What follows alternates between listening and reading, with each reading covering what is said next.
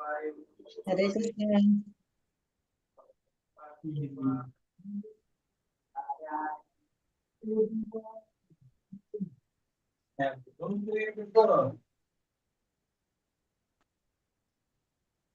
Hare Krishna. Hare Krishna. Hare Krishna. Hare Krishna.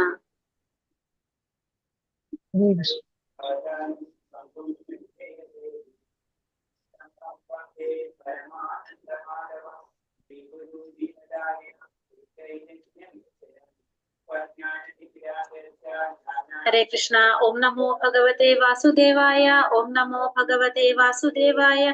Om Namo Bhagavate Vasudevaya. Om Ajnanatimidandasya Jnananjana Shalakaya Chakshurunmilitam Yena Tasmai Shri Gurave Namah. Namo Vishnu Padaya Krishna Preshtaya Bhutale Srimade Bhaktivedanta Swaminiti Namine. Namaste Saraswate Deve Gauravani Prajarine Nirvishesha Shunyavadi Paschatya Deshatarine. जय श्री कृष्ण चैतन्य प्रभु नित्यानंद श्री अद्वैत गदाधर श्रीवासादि गौर भक्त वृंद हरे कृष्ण कृष्ण कृष्ण हरे हरे हरे राम राम राम हरे हरे ഹരേ Krishna. Shri Shri Radha Govind temple ISKCON ബാംഗ്ലൂരിന്റെ Bhagavad Gita ക്ലാസ്സിലേക്ക് എല്ലാവർക്കും സ്വാഗതം. ഹരേ കൃഷ്ണ. എല്ലാവർക്കും പ്രണാമം. ഹരേ കൃഷ്ണ. അധ്യായം 7 ജ്ഞാന വിജ്ഞാന യോഗം. നമ്മൾ ആദ്യത്തെ 6 അധ്യായം കഴിഞ്ഞു. കർമ്മയോഗം. ഹരേ കൃഷ്ണ. പ്രണാമം മാതാജി. എല്ലാവർക്കും പ്രണാമം. സമയം 8:30 ആയല്ലോ. ആരും വന്നിട്ടില്ലെന്ന്.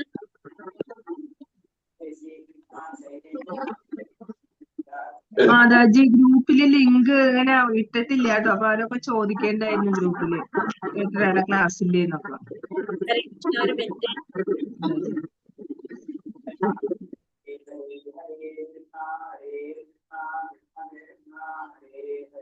ഹരേ കൃഷ്ണ കൃഷ്ണ കൃഷ്ണ ഹരേ ഹരേ ഹരേ രാമ ഹരേ രാമ രാമ രാമ ഹരേ ഹരേ.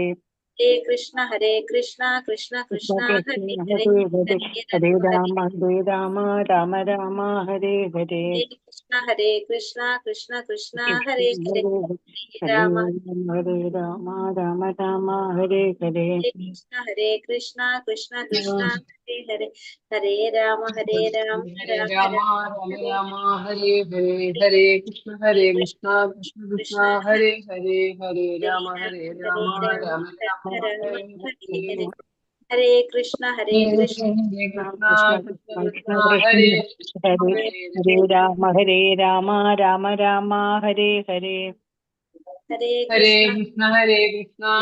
കൃഷ്ണ ഹരേ ഹരേ രാമ രാമ രാമ ഹരേ ഹരേ.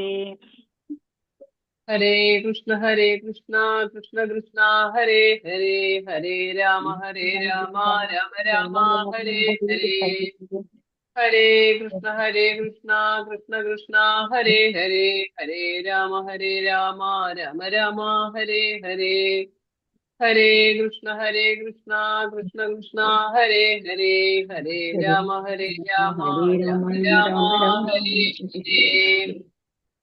കൃഷ്ണ കൃഷ്ണ കൃഷ്ണ ഹരേ ഹരേ. ഹരേ രാമ രാമ രാമ ഹരേ ഹരേ. ഹരേ കൃഷ്ണ കൃഷ്ണ കൃഷ്ണ ഹരേ ഹരേ. ഹരേ രാമ രാമ രാമ ഹരേ ഹരേ. ഹരേ കൃഷ്ണ കൃഷ്ണ കൃഷ്ണ ഹരേ ഹരേ. ഹരേ രാമ രാമ രാമ ഹരേ ഹരേ. ഹരേ കൃഷ്ണ കൃഷ്ണ കൃഷ്ണ ഹരേ ഹരേ. ഹരേ രാമ രാമ രാമ ഹരേ ഹരേ. ഹരേ കൃഷ്ണ കൃഷ്ണ കൃഷ്ണ ഹരേ ഹരേ. ഹരേ രാമ രാമ രാമ ഹരേ ഹരേ. ഹരേ കൃഷ്ണ കൃഷ്ണ കൃഷ്ണ ഹരേ ഹരേ. ഹരേ രാമ രാമ രാമ ഹരേ ഹരേ. ഹരേ കൃഷ്ണ കൃഷ്ണ കൃഷ്ണ ഹരേ ഹരേ. ഹരേ രാമ രാമ രാമ ഹരേ ഹരേ. Hare Krishna Krishna Krishna Hare Hare. Hare Rama Rama Rama Hare കുറെ Hare. മെസ്സേജസ് വന്നായിരുന്നുണ്ട്. ലിങ്ക് മുകളിലേക്ക് കയറിപ്പോയി. അതാണ്. ഹരേ കൃഷ്ണ. ഹരേ കൃഷ്ണ. അപ്പൊ അധ്യായം 7 ജ്ഞാന വിജ്ഞാന യോഗം അല്ലെ. അപ്പൊ ആദ്യത്തെ 6 അധ്യായം കർമ്മയോഗം നമ്മൾ കണ്ടു. ഇനി 7ാമത്തെ അധ്യായം ജ്ഞാന വിജ്ഞാന യോഗം. ജ്ഞാന വിജ്ഞാന യോഗം എന്ന് പറഞ്ഞിട്ടുണ്ടെങ്കിൽ ആരെ കുറിച്ചായിരിക്കും ഇതിൽ നമുക്ക് പറയാൻ പോകുന്നത് ഈ അധ്യായം? പ്രാർത്ഥിച്ചിട്ട് എന്ത് പ്രാർത്ഥിച്ചില്ലല്ലോ? പ്രാർത്ഥിച്ചില്ലേ? അജ്ഞാനതിമിരാന്തസ്യ അത് ചൊല്ലിയില്ല. ഹരേ കൃഷ്ണ പ്രാർത്ഥന ചൊല്ലിട്ടല്ലേ നമ്മള്? അതെല്ലോ എല്ലാം എവിടെ? കഴിഞ്ഞു. എവിടെ? എന്നിട്ടാണ് ലിംഗം ഇട്ടില്ല പറഞ്ഞത്. അപ്പൊ എവിടെ അത് കഴിഞ്ഞിട്ടാണോ കേറിയത്? അതായിരിക്കും. അല്ല, നേരത്തെ മുതലേ ഉണ്ടായിരുന്നു. ശ്രദ്ധിച്ചില്ലേ? അപ്പൊ കേട്ടില്ലേ മാതാജി? സാരില്ല. ഹരേ കൃഷ്ണ. ഹരേ കൃഷ്ണ. അപ്പൊ നമുക്ക് 7ാമത്തെ അധ്യായം ജ്ഞാന വിജ്ഞാന യോഗം അല്ലെ. ഭഗവാനെ കുറിച്ച് 6 അധ്യായം നമ്മൾ കണ്ടു. ഇനി അടുത്ത ഭാഗം 2ാമത്തെ ഭാഗം ഏതാണ്? 2ാമത്തെ ഭാഗം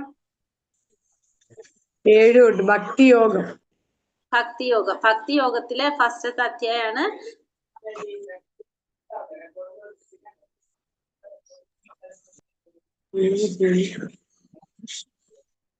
രണ്ടാമത്തെ ഭാഗമാണ് ജ്ഞാന വിജ്ഞാന യോഗം. ഭഗവാനെ കുറിച്ചുള്ള അറിവ് അല്ലെ.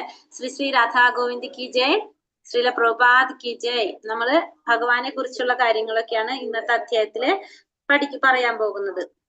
അപ്പോ കർമ്മയോഗത്തിൽ ഭഗവാൻ എന്ത് പറഞ്ഞു തന്നു? കർമ്മം ചെയ്യണമെന്ന് നിർബന്ധാന്ന് പറഞ്ഞു. അത് ഭഗവാന് സമർപ്പിച്ചുകൊണ്ടായിരിക്കണം ചെയ്യേണ്ടത് എന്നുള്ളത് നമുക്ക് മനസ്സിലായി. എങ്കിൽ മാത്രമേ നമുക്ക് എന്തിൽ നിന്ന് നമുക്ക് മോചനം കിട്ടുള്ളൂ. നമ്മൾ പറഞ്ഞു കർമ്മം ചെയ്യുമ്പോൾ ഭഗവാനെ സമർപ്പിച്ചുകൊണ്ട് ചെയ്യുമ്പോൾ നമുക്ക് അതിന്റെ പുണ്യപാപ ഫലങ്ങളൊന്നും അനുഭവിക്കേണ്ടി വരില്ല. അപ്പൊ നമുക്ക് ഈ ഭൗതിക ലോകത്തിൽ വീണ്ടും ജന്മം എടുക്കേണ്ടതായിട്ട് വരില്ല. നമുക്ക് ഭഗവാന്റെ ലോകത്തിലേക്ക് പോകാനായിട്ട് സാധിക്കുമെന്നൊക്കെ നമുക്ക് മനസ്സിലായി. ചെയ്യുന്ന കർമ്മം വേദവിധി പ്രകാരമായിരിക്കണം, ഭഗവാനെ സമർപ്പിച്ചുകൊണ്ടായിരിക്കണം ചെയ്യേണ്ടത്. അങ്ങനെ നമ്മൾ ചെയ്തുകൊണ്ടിരിക്കുമ്പോൾ നമുക്ക് എന്ത് ചെയ്യാൻ സാധിക്കും? നമ്മൾ ഇന്ദ്രിയങ്ങളെ നിയന്ത്രിക്കാനായിട്ട് സാധിക്കും. അപ്പൊ ഇന്ദ്രിയങ്ങളെ നിയന്ത്രിക്കാനായിട്ടൊക്കെ സാധിക്കുന്നൊക്കെ നമ്മൾ കണ്ടു. അതൊക്കെ നമ്മൾ 6 വരെയുള്ള അധ്യായത്തിൽ നമ്മൾ കണ്ടു. അങ്ങനെ ഇന്ദ്രിയങ്ങളൊക്കെ നിയന്ത്രിച്ച വ്യക്തി, അങ്ങനെയുള്ള യോഗികൾ ഭഗവാൻ ഏറ്റവും പ്രിയപ്പെട്ടവരാണ്. ആ യോഗിക്ക് വേണ്ട സവിശേഷതകൾ, ഗുണങ്ങൾ എന്തൊക്കെയാണെന്നൊക്കെ നമ്മൾ 6ാമത്തെ അധ്യായത്തിലൊക്കെ നമ്മൾ കണ്ടു. ഇനി 7ാമത്തെ അധ്യായത്തില് ഭഗവാൻ എന്താ പറയുന്നത് നോക്കാം. ഹരേ കൃഷ്ണ. ഓം നമോ ഭഗവതേ വാസുദേവായ. ശ്രീ ഭഗവാനുവാച മയ്യാസക്തമനഃ പാർത്ഥ യോഗം യുഞ്ജന്മതാശ്രയഃ അസംശയം സമഗ്രം മാം യഥാ ജ്ഞാസ്യാസി തച്ഛൃണു. ശ്രീ ഭഗവാൻ പറഞ്ഞു, ഹേ കുന്തിപുത്ര, എന്നെ കുറിച്ചുള്ള പൂർണ്ണബോധത്തോടെ എന്നിൽ ആസക്തമായ മനസ്സോടുകൂടി യോഗം പരിശീലിക്കുന്നത് കൊണ്ട് സംശയങ്ങൾ നീങ്ങി എന്നെ പൂർണ്ണമായി അറിയാൻ കഴിയുന്നത് എങ്ങനെയെന്ന് പറയാം, കേൾക്കൂ. എന്താ ഭഗവാൻ പറയണത്? കുന്തിപുത്ര, അർജുനനെ വിളിക്കാണ്. എന്നെ കുറിച്ചുള്ള പൂർണ്ണബോധത്തോടെ എന്നിൽ ആസക്തമായ മനസ്സോടുകൂടി, ഭഗവാനിൽ ആസക്തമായ മനസ്സോടുകൂടി ഭഗവാനെ കുറിച്ചുള്ള പൂർണ്ണബോധത്തോടെ യോഗം പരിശീലിക്കുന്നത് കൊണ്ട് എന്താ സംഭവിക്കുന്നത്? സംശയങ്ങളെല്ലാം നീങ്ങി എന്നെ പൂർണ്ണമായിട്ട് അറിയാൻ കഴിയുന്നത് എങ്ങനെയാണെന്ന് പറഞ്ഞു തരാം, കേൾക്കൂ എന്നാണ് പറയുന്നത്. അപ്പൊ ഭഗവാൻ ഇനി അർജുനന് ഭഗവാനില് പൂർണ്ണ വിശ്വാസത്തോടെ, ഭഗവാനിൽ ആസക്തമായ മനസ്സോടുകൂടി യോഗം പരിശീലിക്കുമ്പോ എങ്ങനെയാണ് ഭഗവാനെ കുറിച്ച് പറഞ്ഞു കൊടുക്കാനായിട്ട് പോണെന്ന് നമുക്ക് നോക്കാം. അതാണ് ഭഗവാൻ ഇവിടെ പറയുന്നത്. അങ്ങനെ ഇപ്പൊ ചെയ്യുമ്പോ ഭഗവാൻ പറഞ്ഞു തരാണ് ഭഗവാനെ കുറിച്ച് പൂർണ്ണമായിട്ട് അറിയാൻ കഴിയുന്നത് എങ്ങനെയാണെന്ന് പറയാം, കേൾക്കൂ എന്നാണ് പറയുന്നത് അല്ലെ. ഭഗവാൻ ഇവിടെ കേൾക്കൂ എന്നാണ് പറയുന്നത്. കേൾവിക്കാണ് ഇവിടെ പ്രാധാന്യം കൊടുക്കുന്നത്. കേൾക്കൂ എന്ന് പറഞ്ഞാൽ കേൾക്കാൻ പറയാണ്. കൃഷ്ണനിൽ മനസ്സ് സ്ഥിരമായി ഉന്നത് കൊണ്ട് പരമസത്യം എന്തെന്ന് പൂർണ്ണമായി അറിയാൻ കഴിയൂ. കൃഷ്ണനിൽ സർവ്വവിഭൂതികളും തികഞ്ഞിട്ടുണ്ട്. പൂർണ്ണവും ശാസ്ത്രവുമായ ജ്ഞാനം കൃഷ്ണനാണ്. കൃഷ്ണാവബോധത്തിന്റെ പരിപൂർണതയിൽ സംശയാതീതമായ പരമജ്ഞാനം കൃഷ്ണൻ തന്നെ എന്ന് മനസ്സിലാക്കും. കൃഷ്ണനിൽ നിന്നോ കൃഷ്ണാവബോധം ഉദിച്ച ഭക്തനിൽ നിന്നോ കേൾക്കുന്നത് കൊണ്ട് മാത്രമേ ഒരാൾക്ക് കൃഷ്ണന്റെ ശാസ്ത്രം ഗ്രഹിക്കാൻ കഴിയൂ. കൃഷ്ണാവബോധ യോഗാനുഷ്ഠാനം കൊണ്ട് മാത്രം പരമസത്യം, ജീവാത്മാക്കൾ, ഭൗതിക പ്രകൃതി എന്നിവയെ കുറിച്ചും അവയുടെ നാനാവിധങ്ങളായ ആവിഷ്കാരങ്ങളെ കുറിച്ചുമുള്ള എല്ലാ അറിവും തനിയെ ലഭിക്കും. അപ്പൊ ഭഗവാനെ കുറിച്ച് മനസ്സിലാക്കണമെങ്കിൽ എന്ത് വേണം? ഭഗവാനിലെ വിശ്വാസം ഉണ്ടാവണം. ഭഗവാനിൽ വിശ്വാസം ഉണ്ടാവുക, ഭഗവാനിൽ മനസ്സ് സ്ഥിരമായി ഉറപ്പിക്കുക. അങ്ങനെയുള്ളവർക്ക് ഭഗവാനെ കുറിച്ച് അറിയാനായിട്ട് പൂർണ്ണമായിട്ടും മനസ്സിലാക്കാനായിട്ട് സാധിക്കുള്ളൂ. അപ്പൊ എല്ലാ ശാസ്ത്രാനുസൃതമായ എല്ലാത്തിന്റെ ജ്ഞാനം ഉറവിടം ആരാണ്? ഭഗവാൻ തന്നെയാണ്. ഭഗവാനിൽ നിന്നാണ് എല്ലാതും വന്നിരിക്കുന്നത്, ഉത്ഭവിച്ചിരിക്കുന്നത് ഭഗവാനിൽ നിന്ന് തന്നെയാണ്. ഇത് കൃഷ്ണനിൽ നിന്ന് അല്ലെങ്കിൽ കൃഷ്ണാവബോധം ഉദിച്ചൊരു ഭക്തനിൽ നിന്ന് കേൾക്കുന്നത് കൊണ്ടാണ് നമുക്ക് എന്ത് മനസ്സിലാക്കാൻ സാധിക്കുന്നത്? ഭഗവാന്റെ ശാസ്ത്രത്തെ കുറിച്ച്, ഭഗവാനെ കുറിച്ചും ഭഗവാനും ബന്ധപ്പെട്ട ശാസ്ത്രങ്ങളെ കുറിച്ചും ഗ്രഹിക്കാനായിട്ട് സാധിക്കുന്നത്. അപ്പോൾ നമ്മൾ പറഞ്ഞു ശൃണുത്താം, കേൾക്കാനാണ് പറയുന്നത്. തശ്രുണു, എന്നിൽ നിന്ന് കേൾക്കുക എന്നാണ് ഇവിടെ ഭഗവാൻ പറയുന്നത്. അപ്പോ കേൾവി നമ്മൾ പറഞ്ഞു. നവവിധ ഭക്തിയിൽ ആദ്യം പറയുന്നതാണ് എന്ത്? ശ്രവണം. നവവിധ ഭക്തി നമ്മൾ പറഞ്ഞിട്ടുണ്ടോ? നവവിധ ഭക്തി നമ്മൾ പറഞ്ഞിട്ടുണ്ടോ ക്ലാസ്സിൽ? പറഞ്ഞിട്ടുണ്ട് മാം, ഫസ്റ്റ് ലെവൽ. അപ്പൊ നവവിധ ഭക്തി ഏതൊക്കെയാണ്? ശ്രവണം, കീർത്തനം, സ്മരണം,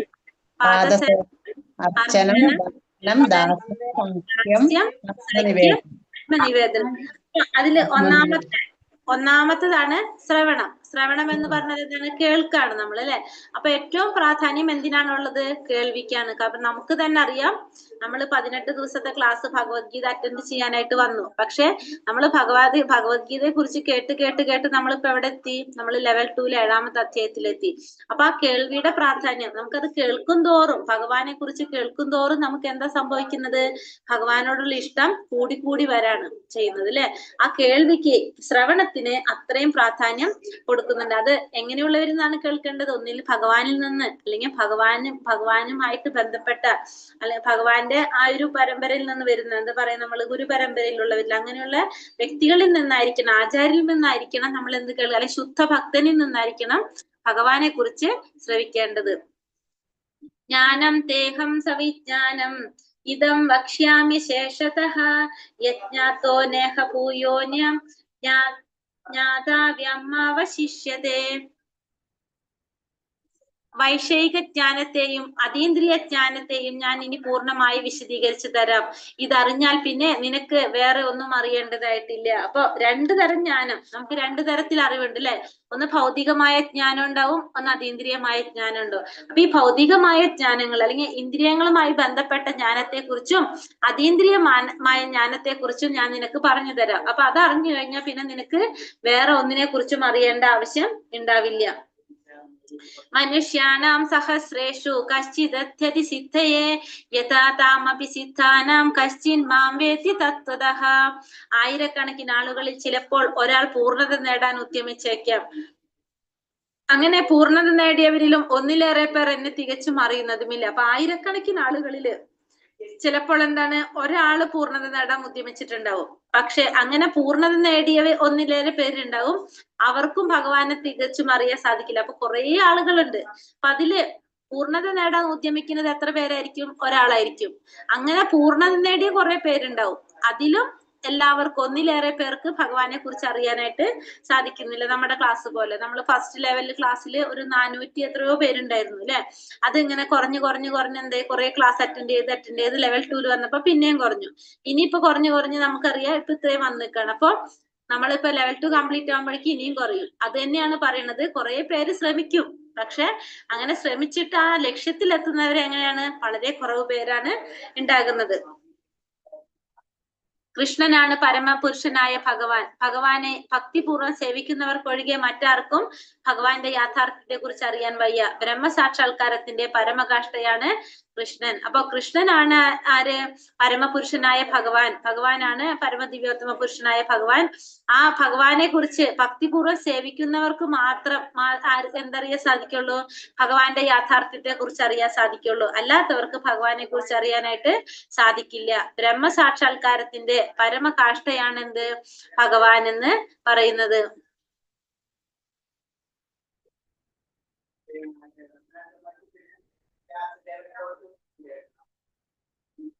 സർവകാരണങ്ങൾക്കും കാരണഭൂതനായ സർവവ്യാപിയായ കൃഷ്ണന്റെ അചിന്ത്യങ്ങളും ദിവ്യങ്ങളുമായ ഗുണങ്ങളുടെ പ്രഭാവം, ഐശ്വര്യം, യശസ്, ശക്തി, സൗന്ദര്യ, ജ്ഞാനം, ത്യാഗം എന്നിവ കുറച്ചെങ്കിലും അറിയാൻ അവിടുത്തെ ഭക്തന്മാർക്കേ കഴിയൂ. സ്ഥൂലേന്ദ്രിയങ്ങൾ കൊണ്ട് കൃഷ്ണനെ അറിയുവാൻ സാധ്യമല്ല. പ്രേമപൂർവ്വം തന്നെ സേവിക്കുന്നവരിൽ കരുണ തോന്നി അവിടുന്ന് അവർക്ക് സ്വയം തന്നെ വെളിപ്പെടുത്തുന്നു. അപ്പൊ നമ്മൾ മൂന്നാമത്തെ ശ്ലോകത്തിൽ എന്താ പറയുന്നത്? ഭഗവാന് ആയിരക്കണക്കിന് ആളുകളില് കുറെ പേര് പൂർണ്ണതയ്ക്ക് കുറെ പേരുണ്ടാവും. അതിലൊരാൾ പൂർണ്ണതയ്ക്ക് വേണ്ടി ശ്രമിക്കാം. അങ്ങനെ പൂർണ്ണത നേടിയ കുറെ പേർക്കും എല്ലാവർക്കും ഭഗവാനെ കുറിച്ച് അറിയണമെന്നില്ല, അല്ലെ? അപ്പൊ ഭഗവാനാണ് ദിവ്യോത്തമ പുരുഷൻ. എല്ലാ കാരണങ്ങൾക്കും കാരണഭൂതനായിട്ടുള്ള ഭഗവാനാണ് എന്ന സത്യം എല്ലാവർക്കും മനസ്സിലാക്കാനായിട്ട് സാധിക്കില്ല. എങ്ങനെയുള്ളവർക്ക് മാത്രമേ അറിയുള്ളൂ?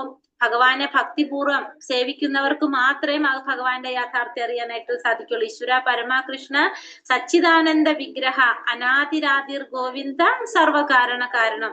എല്ലാത്തിനും സർവകാരണനായിട്ടുള്ള ഭഗവാനെ കുറിച്ച് മനസ്സിലാക്കാൻ ഭഗവാനെ ഭക്തിപൂർവ്വം സേവിക്കുന്നവർക്ക് മാത്രമേ സാധിക്കുന്നുള്ളൂ എന്നുള്ളത് പറയാണ്. മാത്രമല്ല ഇവിടെ എന്താ പറയുന്നത്? ഭഗവാനെ കുറിച്ച് അറിയാനായിട്ട് എങ്ങനെ പറയണത്? സ്ഥൂലേന്ദ്രിയങ്ങൾ കൊണ്ട് കൃഷ്ണനെ അറിയാൻ ആർക്കും സാധ്യമല്ല. നമ്മൾ പറഞ്ഞില്ലേ, ഈ ശ്ലോകം നമ്മൾ പറയാറുണ്ട് ഇടയ്ക്ക്. അഥ ശ്രീകൃഷ്ണ നാമാതി ന ഭാവേത് ഗ്രാഹ്യം ഇന്ദ്രിയൈഹി സേവോന്മുഖേഹി ജിഹ്വാതൗ സ്വയമേവ സ്ഫുരത്യതഃ. അതായത് നമ്മുടെ സ്ഥൂലമായ നമ്മുടെ ഇന്ദ്രിയങ്ങൾ കൊണ്ട് ഭഗവാനെ അറിയുവാനായിട്ട് സാധ്യമല്ല. എന്ത് വേണം? പ്രേമപൂർവ്വം ഭഗവാനെ സേവിക്കുന്നവരിൽ കരുണ തോന്നി അവിടുന്ന് അവർക്ക് സ്വയം അത് വെളിപ്പെടുത്തി കൊടുക്കുകയാണ് ചെയ്യുന്നത്. അപ്പൊ ഭഗവാന്റെ സേവനം ചെയ്യുക, പ്രേമപൂർവ്വം ഭക്തിപൂർവ്വം ഭഗവാനെ സേവിക്കുന്നവർക്ക് മാത്രമാണ് ഭഗവാനെ കുറിച്ച് അറിയാനായിട്ട്, ഭഗവാന്റെ യാഥാർത്ഥ്യം മനസ്സിലാക്കാനായിട്ട് സാധിക്കുള്ളൂ. അല്ലാത്തവർക്ക് ഭഗവാനെ കുറിച്ച് അറിയാനായിട്ട് സാധിക്കില്ല. അതാണ് പറഞ്ഞത്, ഭഗവാനെ കുറിച്ച് അറിയുന്നവര് വളരെ കുറവായിരിക്കും എന്നാ പറയുന്നത്. അത് അറിയാൻ ആഗ്രഹിക്കുന്നവര് കുറവായിരിക്കും, അതിൽ നിന്ന് അറിയുന്നവര് അതിനേക്കാളും കുറവായിരിക്കും. സ്പീഡ് കൂടുന്നുണ്ടോന്ന്? ഇല്ല മാതാജി, ഇല്ല. പതുക്കെയാണ് മാഡം മാതാജി പറയുന്നത്. ഹരേ കൃഷ്ണ മാതാജി. ഭൂമിരോപനലോ വായു ഖമ്മനോ ബുദ്ധിരേവച അഹങ്കാര ഇതീയമ്മേ ഭിന്ന പ്രകൃതിരഷ്ടത. എന്റെ ഭിന്നമായ ഭൗതിക പ്രകൃതി. ഒരു മിനിറ്റ്.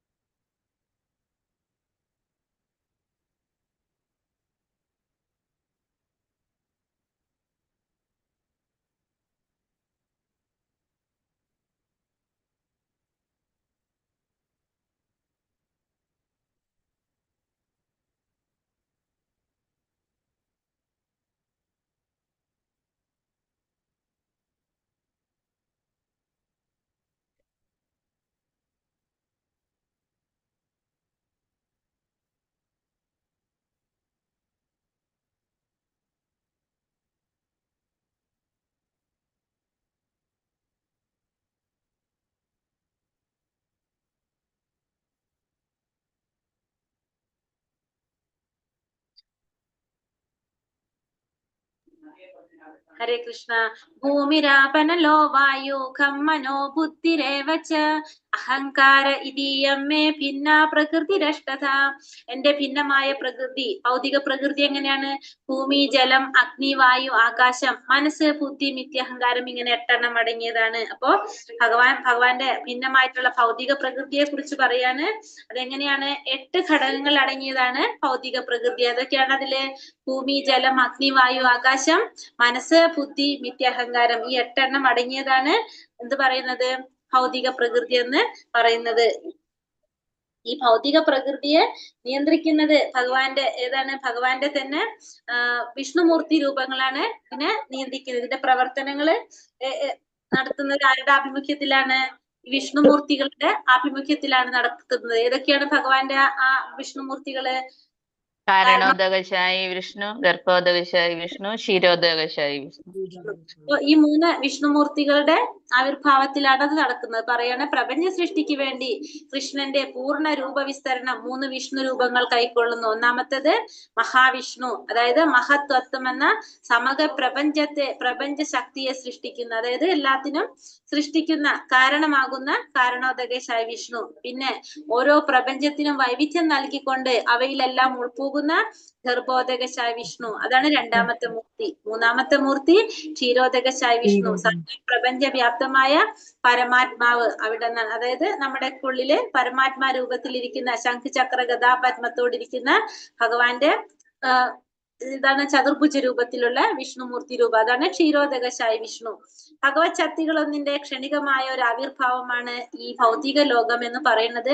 ഭഗവത് ശക്തികളിൽ ഒന്നിന്റെ ക്ഷണികമായിട്ടുള്ള ഒരു ആവിർഭാവമാണ് എന്ത്, ഈ ഭൗതിക ലോകം എന്ന് പറയുന്നത്. നമ്മൾ പറഞ്ഞല്ലേ, ഭൗതിക ലോകം ഭഗവാൻ സൃഷ്ടിച്ചിരിക്കുന്നത് എന്തിനാണ്? നമ്മളെ പോലുള്ള ജീവാത്മാക്കൾക്ക് വേണ്ടിയാണ് സൃഷ്ടിച്ചത്. ഇപ്പോ നാല് ഭാഗം ഉണ്ടെങ്കിൽ ആ നാലിൽ ഒരു ഭാഗം മാത്രം എന്ത് വരുന്നുള്ളൂ, ഈ ഭൗതിക ലോകം വരുന്നുള്ളൂ. അത് ക്ഷണികവുമാണെന്ന് പറയാണ്. ഭൂമി, ജലം, അഗ്നി, ആകാശം എന്ന മഹാഭൂതങ്ങളും പിന്നെ ഏതൊക്കെയാണ് പറഞ്ഞത്,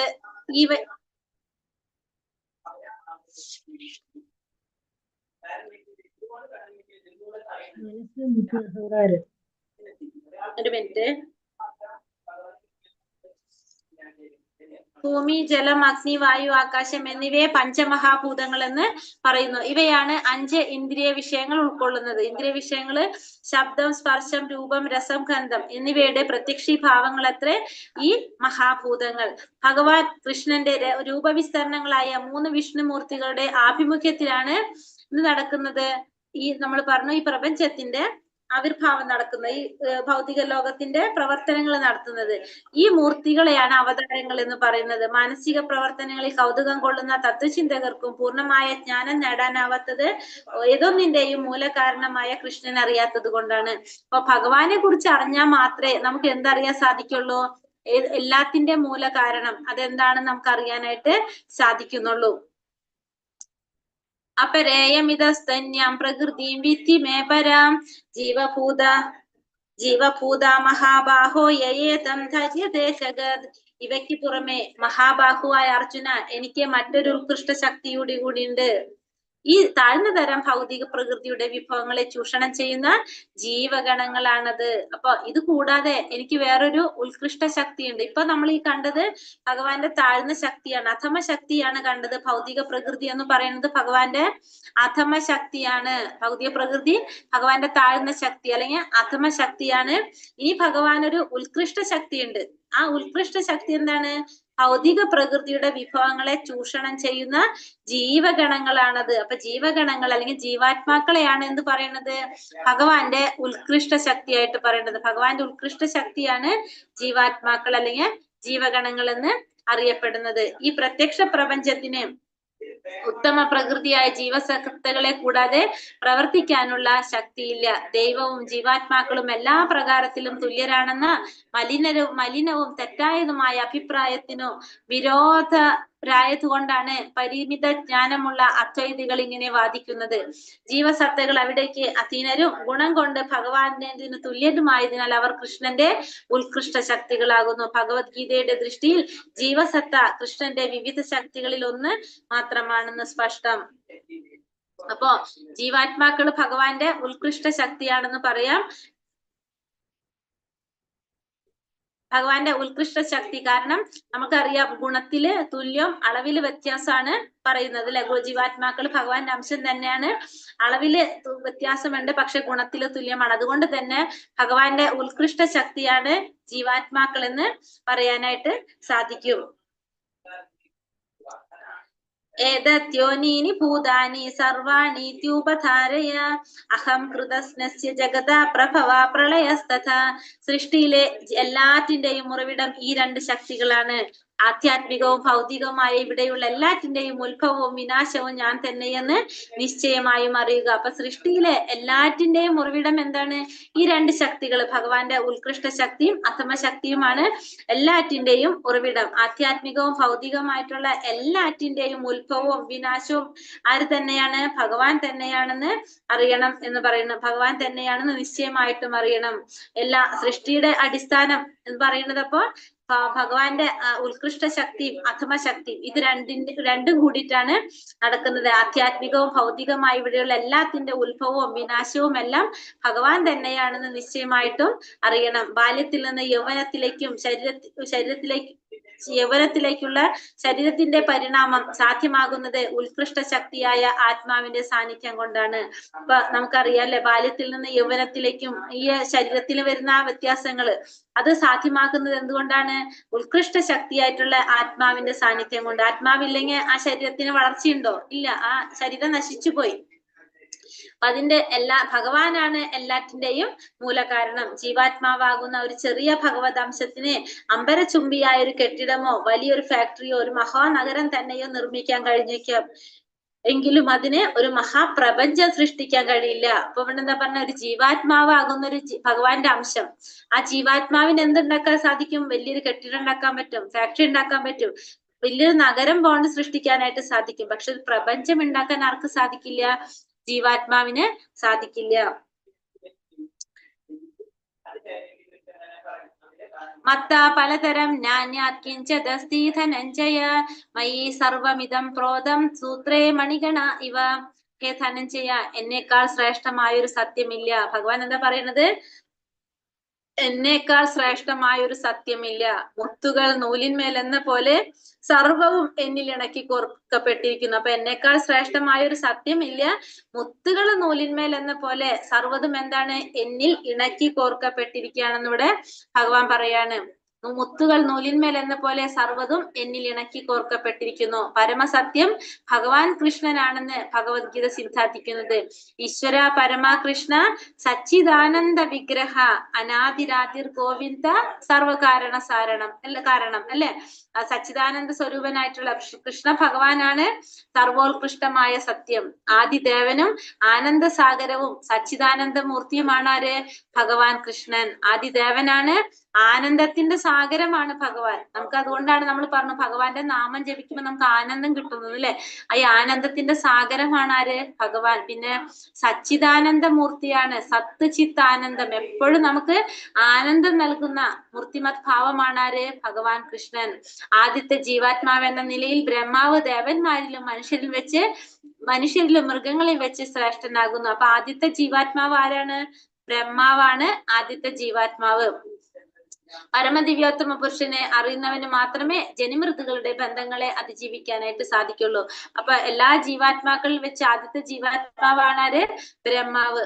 ബ്രഹ്മാവ് ദേവന്മാരിലും മനുഷ്യരിലും മൃഗങ്ങളിലും എല്ലാവരിലും വെച്ച് ശ്രേഷ്ഠനാണ് ആര്? ബ്രഹ്മാവ് എന്ന് പറയാം. രസോഹമപ്സു കൗന്ദേയ പ്രഭാസ്മി ശശി സൂര്യോഹോ പ്രണവ സർവവേദേഷു ശബ്ദഖേ പൗരുഷം നൃഷു. ഹേ കുന്തിപുത്ര, ജലത്തിലെ രസവും സൂര്യചന്ദ്രന്മാരിലെ പ്രകാശവും വേദമന്ത്രങ്ങളിലെ പ്രണവവും ആകാശത്തിലെ ശബ്ദവും പുരുഷന്റെ പൗരുഷവും ഞാനാകുന്നു. ഇവിടെ ഭഗവാൻ പറയാണ്, ഭഗവാന്റെ ചില സൂചനകൾ തരാണ് ഭഗവാനോട്. ഭഗവാൻ എന്തിലൊക്കെ എങ്ങനെയൊക്കെ ഉണ്ടെന്നുള്ളതിന് ചെറിയൊരു സൂചന നമുക്ക് ഇവിടെ തരാണ്. എന്താ പറയണത്?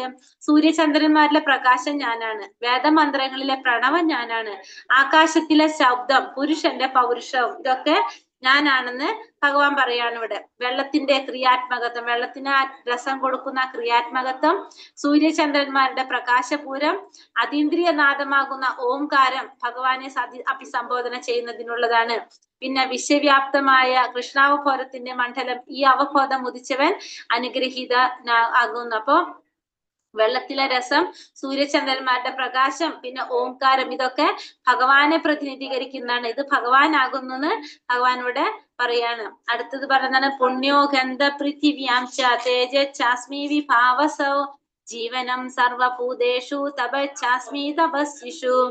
ഭൂമിയിൽ പുണ്യഗന്ധമായും തീയിലെ ചൂടായും ജീവജാലങ്ങളിലെ ജീവനായും തപസ്വികളിൽ തപസ്സായും കുടികൊള്ളുന്നതും ഞാൻ തന്നെ. ഇനി അടുത്തെന്താ പറയണത്?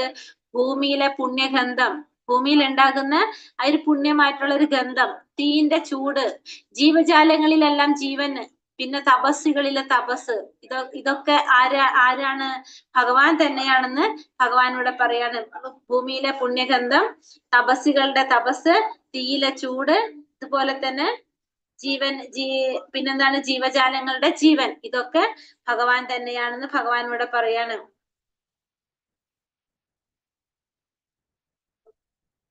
മാലിന്യം തീണ്ടാത്ത മൗലികമായ സർവഭൂത വ്യാപ്തമായ ഗന്ധമത്രേ കൃഷ്ണൻ. ഭൂമി, ജലം മുതലായ എല്ലാ ക്രിയാത്മക തത്വങ്ങളും ധാതുവർഗങ്ങളും സർവ ഭൗതിക മൂലകങ്ങളും കൃഷ്ണനിൽ നിന്നുളവാകുന്നുവെന്ന് കൃഷ്ണാവബോധം ഉദിക്കുമ്പോൾ നമുക്ക് മനസ്സിലാകും. അപ്പൊ ഭഗവാൻ എന്ന് വെച്ചാൽ എന്താണ്? മാലിന്യമില്ലാത്തതാണ് കേട്ടോ. മൗലികമായ സർവഭൂത വ്യാപ്തമായിട്ടുള്ള ഗന്ധമാണ് എന്ന് പറയുന്നത് കൃഷ്ണന്റെ പറയുന്നത്. പിന്നെ അത് മാത്രമല്ല, എന്താണ് ഭഗവാൻ കൃഷ്ണന്റെ ഭൂമി, ജലം മുതലായ എല്ലാ ക്രിയാത്മക തത്വങ്ങളും ധാതുവർഗങ്ങളും സർവ ഭൗതിക മൂലകങ്ങളും ഒക്കെ നമുക്ക് കൃഷ്ണനിൽ നിന്നുളവാകുന്നതെന്ന് കൃഷ്ണാവബോധം ഉദിക്കുമ്പോഴാണ് നമുക്ക് മനസ്സിലാവുക. ഭഗവാനെ കുറിച്ച് കൂടുതൽ കൂടുതൽ അറിയും തോറാണ് നമുക്ക് ഓരോന്ന് മനസ്സിലാക്കാനായിട്ട് സാധിക്കുന്നത്. ബീജമാം സർവഭൂതാനാം വിദ്ധി പാർത്ഥ സനാതനം ബുദ്ധിർബുദ്ധിമതാമസ്മി തേജസ്തേജസ്സിനാമഹം. കുന്തിപുത്ര, സർവ ജീവജാലങ്ങളുടെയും ആദി ബീജം ഞാനാണെന്ന് നീ അറിയണം. ബുദ്ധിമാന്മാരുടെ ബുദ്ധിയും തേജസ്വികളുടെ തേജസ്സും ഞാൻ തന്നെ. ഇനി എന്താ പറയണത്? ഭഗവാനാണ് എല്ലാ ജീവജാലങ്ങളുടെയും ആദി ബീജം. എല്ലാവർക്കും ആദി ബീജം പ്രദാനം ചെയ്തത് ആരാണെന്ന് പറയാണ്? ഭഗവാനാണെന്ന് പറയാണ്. ബുദ്ധിമാന്മാരുടെ ബുദ്ധി, ബുദ്ധിശക്തി, തേജസ്വികളുടെ തേജസ്, ഇതൊക്കെ ആര് തന്നെയാണ്? ഭഗവാൻ തന്നെയാണ്. അപ്പൊ ബുദ്ധിമാന്മാർക്ക് ഉണ്ടാകുന്ന ബുദ്ധിശക്തിയും തേജസ്വികളുടെ തേജസ്സും ഭഗവാൻ തന്നെയാണെന്ന് ഭഗവാനോട് പറയാണ്. പ്രപഞ്ചത്തിലെ ജീവിവർഗങ്ങൾ 84 ലക്ഷം ഇവയുടെ എല്ലാം ആദിമ ബീജം ആര് തന്നെയാണ്? അപ്പോ ഭഗവാൻ കൃഷ്ണനാണ്. ബ്രഹ്മം അവ്യക്തിഗതവും പരബ്രഹ്മം വ്യക്തിഗതവുമാണ്. അവ്യക്തിഗതമായ ബ്രഹ്മം വ്യക്തിഭാവത്തിൽ നിലകൊള്ളുന്നുവെന്നാണ് ഭഗവത്ഗീതയുടെ സിദ്ധാന്തം. ബുദ്ധി ഇല്ലെങ്കിൽ ആർക്കും പ്രവർത്തിക്കാനാവില്ല. താനാണ് ബുദ്ധിക്ക് കാരണമെന്ന് കൃഷ്ണൻ പറഞ്ഞിട്ടുണ്ട്. ബുദ്ധിഹീനർക്ക് ഭഗവാൻ കൃഷ്ണനെ അറിയാൻ സാധിക്കില്ല. അപ്പൊ 84 ലക്ഷം ജീവവർഗങ്ങള്, അതിന്റെ എല്ലാത്തിനും ആദി ബീജം പ്രദാനം ചെയ്തത് ഭഗവാനാണെന്ന് ഭഗവാൻ പറയാണ്. അതുപോലെ തന്നെ അവ്യക്തിഗതമായ ബ്രഹ്മം വ്യക്തിഭാവത്തിൽ നിലകൊള്ളുന്നു എന്നതാണ് എന്ത് പറയുന്നത്? ഭഗവത്ഗീതയുടെ സിദ്ധാന്തം പറയുന്നത്. ബ്രഹ്മം എന്ന് പറഞ്ഞാൽ എന്താണ്? അത് അവ്യക്തിഗതമാണ്. പക്ഷെ പരബ്രഹ്മം എന്ന് പറയുന്നത് എന്താണ്? ഒരു വ്യക്തിഗത രൂപത്തിലുള്ളതാണ് പരബ്രഹ്മം, പരമാത്മാവ് എന്ന് പറയുന്നത്. ബുദ്ധി ഇല്ലെങ്കിൽ ആർക്കും എന്ത് ചെയ്യാൻ സാധിക്കില്ല? പ്രവർത്തിക്കാനായിട്ട് സാധിക്കില്ല. ആ ബുദ്ധിക്ക് കാരണം ഭഗവാൻ കൃഷ്ണനാണ്. അത് മാത്രമല്ല, ബുദ്ധിഹീനർക്ക് ഭഗവാൻ കൃഷ്ണനെ അറിയാനേ സാധിക്കില്ല എന്ന് ഭഗവത്ഗീതയില് പറയുന്നതാണ്. ബലം ഫലവതാം ചാഹം കാമാരാഗാവിവർജിതം ധർമാവിരുദ്ധ ഭൂതേഷു കാമോസ്മി ഭരതർഷഭ. അല്ലയോ ഭരതർഷഭ, ഞാനാണ് ബലവാന്മാരുടെ കാമരാഗ വിവർജിതമായ ബലം, ധർമ്മവിരുദ്ധമല്ലാത്ത ലൈംഗിക ജീവിതവും ഞാൻ തന്നെ. അപ്പൊ ഇവിടെ ഭഗവാൻ എന്താ പറയണത്? ഞാൻ ബലവാന്മാരുടെ ബലം, കാമരാഗ വിവർജിതമായ ബലം ഞാൻ തന്നെയാണ്. അത് മാത്രമല്ല, ധർമ്മവിരുദ്ധമല്ലാത്ത ലൈംഗിക ജീവിതവും എല്ലാം ആര് തന്നെയാണ്? ഭഗവാൻ തന്നെയാണെന്ന് ഭഗവാൻ ഇവിടെ പറയാണ്.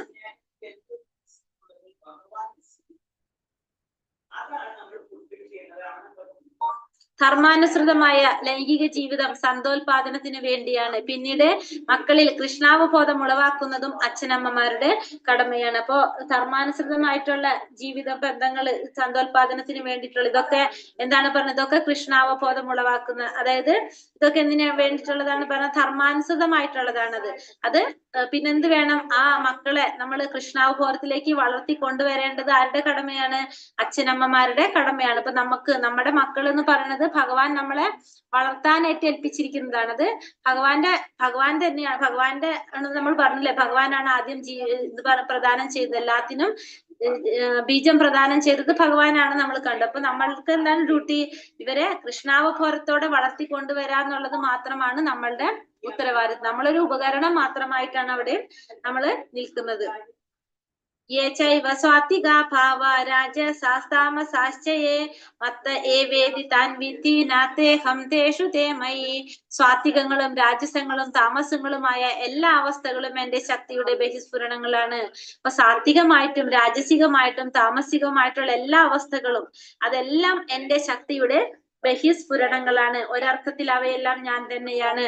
എങ്കിലും ഞാൻ അവയ്ക്ക് അധീനനല്ല. ഞാൻ ഭൗതിക ഗുണങ്ങൾക്ക് അധീനനല്ല, മറിച്ച് അവയെല്ലാം എന്നിൽ നിലകൊള്ളുന്നു. അപ്പൊ എല്ലാ ഗുണങ്ങളും രാജസികവും താമസികവും സാത്വികവുമായിട്ടുള്ള എല്ലാ അവസ്ഥകളുടെ ശക്തി സ്ഫുരണങ്ങള് എന്റെ ശക്തിയുടെ ബഹിസ്ഫുരണങ്ങളാണ്. അപ്പൊ എല്ലാ അവസ്ഥകളും രാജസികവും താമസവും രാജസികവും സാത്വികവും ആയിട്ടുള്ള 3 അവസ്ഥകൾ അതെല്ലാം എന്താണ് ഭഗവാന്റെ ശക്തിയുടെ തന്നെ ബഹിസ്ഫുരണങ്ങളാണ്. പക്ഷെ ഇതെല്ലാതും ആര് തന്നെയാണ്?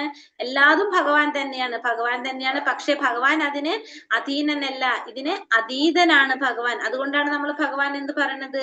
നിർഗുണൻ എന്ന് പറയണത്. എല്ലാ ഗുണങ്ങൾക്കും അതീതനായതുകൊണ്ട് ഭഗവാനെ നമ്മള് നിർഗുണൻ എന്ന് പറയുന്നു. കാരണം ഈ ഗുണങ്ങളൊന്നും ആരെ ബാധിക്കുന്നില്ല? ഭഗവാൻ ഒരിക്കലും ബാധിക്കുന്നില്ല. ഭഗവാനാണ് ഇതിന്റെയൊക്കെ എന്താ പറയാ ഇതിൽ ഭഗവാനിൽ നിന്നാണ് ഇതെല്ലാം ഉണ്ടായതെങ്കിലും ഒരിക്കലും ഈ 3 ഗുണങ്ങളും ഇതൊന്നും ഭഗവാന് ബാധിക്കുന്നില്ല. ത്രിഭിർഗുണമയർഭാവൈരേഭി സർവമിദം ജഗത് മോഹിതം നാപി ജാനാതി മാമേത്യ പരമവ്യയം. ത്രിഗുണങ്ങളാൽ സത്വരജസ് തമസ് വ്യാമോഹിതനായ ഈ ലോകം ഇവയ്ക്ക് അതീതനും അവ്യയനുമായ എന്നെ അറിയുന്നില്ല. അപ്പൊ ത്രിഗുണങ്ങളാൽ വ്യാമോഹിതനായിട്ടുള്ള ഈ ലോകത്ത് നമ്മൾ എന്താണ് ആ ത്രിഗുണങ്ങള് ഏതെങ്കിലും ഒന്ന് നമ്മളെ സ്വാധീനിക്കും. ആ സ്വാധീനിക്കുന്നതിനനുസരിച്ചാണ് നമ്മുടെ പ്രവർത്തികൾ വരുന്നത്. അതനുസരിച്ച് നമ്മുടെ ചിന്തകൾ വരാണ്, ചിന്തകൾ അനുസരിച്ച് പ്രവർത്തികൾ വരാണ് ചെയ്യുന്നത്. അപ്പോ അങ്ങനെ വരുമ്പോ നമ്മൾ എന്താ പറഞ്ഞത്? ഇവയ്ക്ക് അതീതനായിട്ടുള്ള അവ്യയനുമായിട്ടുള്ള ഭഗവാനെ കുറിച്ച്, ഈ 3 ഗുണങ്ങൾക്കും അതീതനായിട്ടുള്ള അല്ലെങ്കിൽ അവ്യയനായിട്ടുള്ള ഭഗവാനെ കുറിച്ച് അറിയുന്നില്ല. കാരണം എന്താണ്? എല്ലാവരും ആ ത്രിഗുണങ്ങളാൽ വ്യാമോഹിതരായതുകൊണ്ട് ഒന്നും അറിയാനായിട്ട് സാധിക്കുന്നില്ല. സത്വഗുണം മാത്രമുള്ളവരെ ബ്രാഹ്മണരെന്നും രജോ ഗുണത്തിലുള്ളവരെ ക്ഷത്രിയരെന്നും തമോ ഗുണങ്ങൾക്ക് അധീനനായവരെ വൈശ്യരെന്നും തമോ ഗുണം മാത്രമുള്ളവരെ ശൂദ്രരെന്നും പറയും. നമുക്കറിയാലോ, നാലായിട്ട് നമുക്ക് തിരിക്കാം. 4 ഓരോരുത്തരിലും ഏത് ഗുണാണ് മുന്നിട്ട് നിൽക്കുന്നത് അതനുസരിച്ചാണ് അവര് അത് പറയുന്നത്. ത്രിഗുണങ്ങളാൽ വ്യാമോഹത്തിൽപ്പെട്ടവർക്ക് ശ്രീകൃഷ്ണൻ ഈ ഭൗതിക പ്രകൃതിക്ക് അതീതനും സർവേശ്വരനുമാണെന്ന് അറിഞ്ഞുകൂടാ. അപ്പൊ ത്രിഗുണങ്ങളാൽ വ്യാമോഹത്തിൽപ്പെട്ടവർക്ക് എന്താണ്? കൃഷ്ണൻ ഈ ഭൗതിക പ്രകൃതിക്ക് അതീതനാണെന്നോ സർവേശ്വരനാണെന്നുള്ളത് അറിയാനായിട്ട് സാധിക്കില്ല. അവര് എങ്ങനെയാണ്? ത്രിഗുണങ്ങളാൽ വ്യാമോഹത്തിൽപ്പെട്ടിരിക്കുകയാണ്.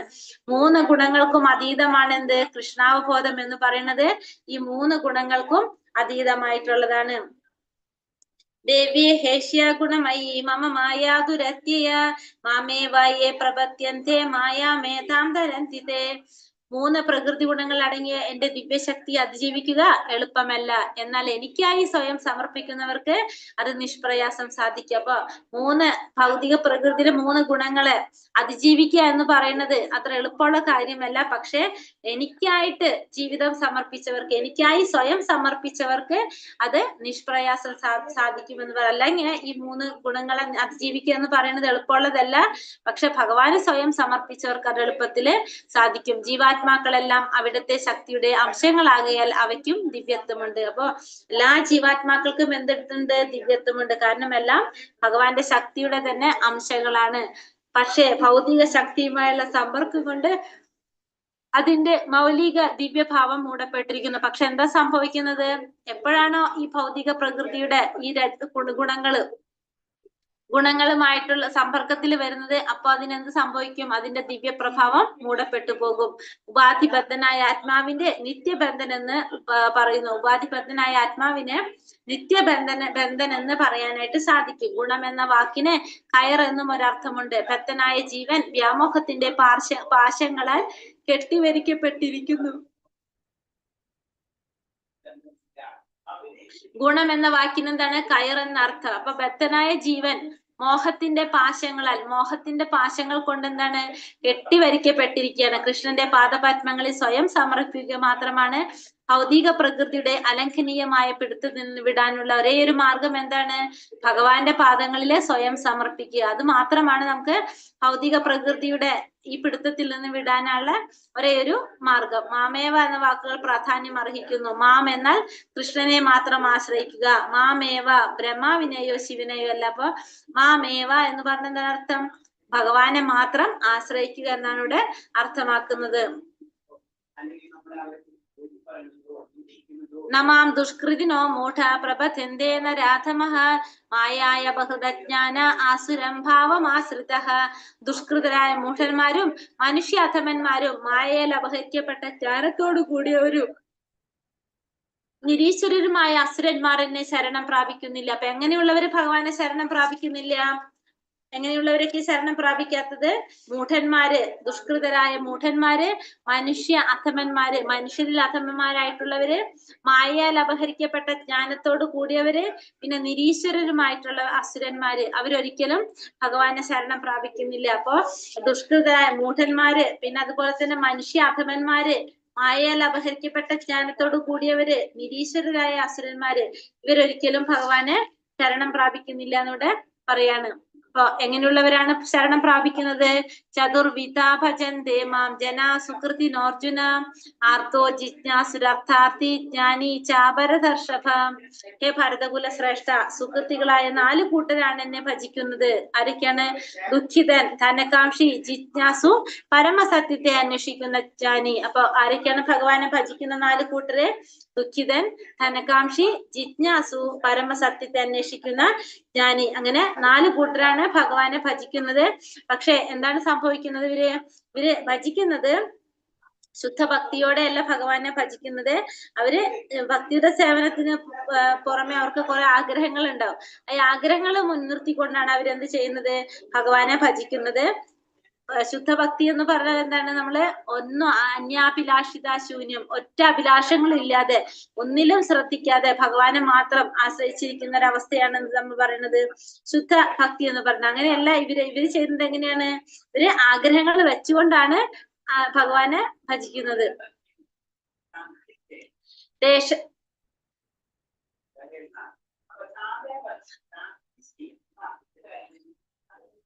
ധാർമ്മികവും നൈതികവും ഹരേ കൃഷ്ണ, ഒരു മിനിറ്റ്.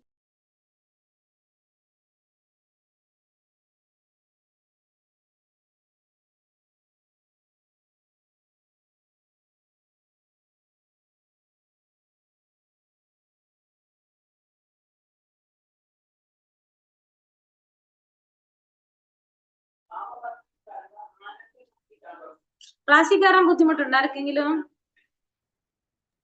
ഇല്ല മാതാജി. ഇല്ലല്ലേ? ഒരു മാതാജി വിളിച്ചോണ്ടിരിക്കുന്നുണ്ട്, വസന്ത മാതാജി. ഹരേ കൃഷ്ണ. ധാർമ്മികവും നൈതികവും സാമൂഹികവുമായ നിയമങ്ങൾ അനുസരിക്കുന്ന ഇക്കൂട്ടർ പ്രായണ ഭഗവത് ഭക്തരാണ്. ഇവരിലുണ്ട് 4 വിഭാഗങ്ങൾ: ദുഃഖിതൻ, അർത്ഥാർത്ഥി, ജിജ്ഞാസു, പരമസത്യത്തെ അന്വേഷിക്കുന്നവൻ. അവന്റെ ഭക്തിയുടെ സേവനത്തെത്തുന്ന ഈ 4 വിധ ഭക്തന്മാരും ഒരു ശുദ്ധ ഭക്തന്റെ സത്സംഗമുണ്ടായാൽ പരിശുദ്ധി നേടി പരമഭക്തന്മാരാകും. ഭൗതിക ലോകത്തിൽ നിന്ന് നിരാശ മാത്രം ലഭിച്ചിട്ടുള്ള വ്യക്തികളിൽ ചിലപ്പോൾ ശുദ്ധ ഭക്തന്മാരുമായി ബന്ധപ്പെടാൻ വരുന്നു. അപ്പൊ ഇവര് പല രീതിയില് ഭക്തിയുടെ സേവനം ചെയ്യുന്നവരായിരിക്കും. ആര്? ഈ ഭക്തന്മാരെല്ലാം. നമ്മൾ ഈ പറഞ്ഞ 4 കൂട്ടര് ആരൊക്കെയാണ്? ദുഃഖിതൻ, ധനകാംക്ഷി, ജിജ്ഞാസു, ജ്ഞാനി. ഈ 4 കൂട്ടരും അങ്ങനെയുള്ളവരാണ്. ഇവർക്ക് എന്താണ്? ഒരു ശുദ്ധ ഭക്തന്റെ സാന്നിധ്യം ഉണ്ടായി കഴിഞ്ഞാല് അവർക്ക് പരിശുദ്ധി നേടി പരമഭക്തരാകാനായിട്ട് സാധിക്കും. ഇതില് ഭഗവാൻ ഏറ്റവും പ്രിയപ്പെട്ടത് ആരാണ്? ഈ ശുദ്ധ ഭക്തന്മാരില്, ഈ ശുദ്ധ ഭക്തന്മാരല്ല, ഈ 4 തരത്തില് ഭഗവാനെ ഭജിക്കുന്ന 4 കൂട്ടരില് ഭഗവാൻ ഏറ്റവും പ്രിയപ്പെട്ടത് ആരാണ്? പരമസത്യത്തെ അന്വേഷിക്കുന്ന ജ്ഞാനി. എന്തുകൊണ്ടാണ് ജ്ഞാനി പ്രിയപ്പെട്ടതാവാൻ കാരണം? ഭഗവാനെ അന്വേഷിക്കുന്നു. കാമക്രോധലോഭം അറിവൊന്നും ഇല്ലാത്തതുകൊണ്ട്. അതുകൊണ്ടല്ല. ജ്ഞാനിക്ക് എന്താ? ഭഗവാന്റെ സത്യം അന്വേഷിക്കുന്നത് കൊണ്ട് അവർക്ക് ഫലം ഇച്ഛിക്കില്ല. അതെ, ഭൗതികമായിട്ടുള്ള ആഗ്രഹങ്ങളൊന്നും ആർക്കില്ല? ജ്ഞാനിക്ക് ഉണ്ടാവില്ല. ഭൗതികമായിട്ടുള്ള ആഗ്രഹങ്ങളൊന്നും ഉണ്ടാവില്ല. ഒരു കാര്യം മാത്രമേ ഉള്ളൂ, ജ്ഞാനി എന്ന് പറഞ്ഞാൽ ഭഗവാനെ കുറിച്ച് അറിയാൻ, പരമസത്യത്തെ കുറിച്ച് അറിയാൻ മാത്രമേ ആഗ്രഹിക്കുന്നുള്ളൂ. അതുകൊണ്ടാണ് ജ്ഞാനി ഭഗവാൻ ഏറ്റവും പ്രിയപ്പെട്ടതെന്ന് പറയുന്നത്. തേഷാം ജ്ഞാനി നിത്യയുക്ത ഏക ഭക്തിർ വിശിഷ്യത്തെ പ്രിയോ ഹി ജ്ഞാനിനോ അത്യർത്ഥ അഹംസ ചമ പ്രിയ.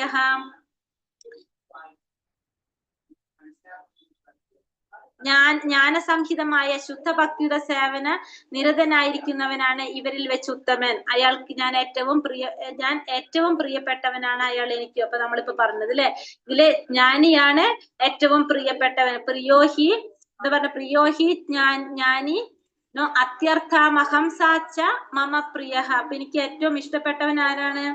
എനിക്കും. മമ അച്ഛ എന്ന് വെച്ചാല് എനിക്കും. അത്യർത്ഥം എന്ന് വെച്ചാല് ഏറ്റവും ഏറ്റവും ആരാകുന്നു? പ്രിയനാകുന്നു ജ്ഞാനി എന്ന് പറയുന്നവൻ. എനിക്ക് ഏറ്റവും പ്രിയപ്പെട്ടവനാണ് ജ്ഞാനി. കാരണം ഭക്തിയുടെ സേവനത്തിൽ വെച്ചിട്ട്, കാരണം എന്താണ്? എന്നെ കുറിച്ച് അന്വേഷിക്കുന്നവനാണ് അല്ലെ. അതുകൊണ്ട് തന്നെ എനിക്ക് ഏറ്റവും പ്രിയപ്പെട്ടവനാണ് അയാള്.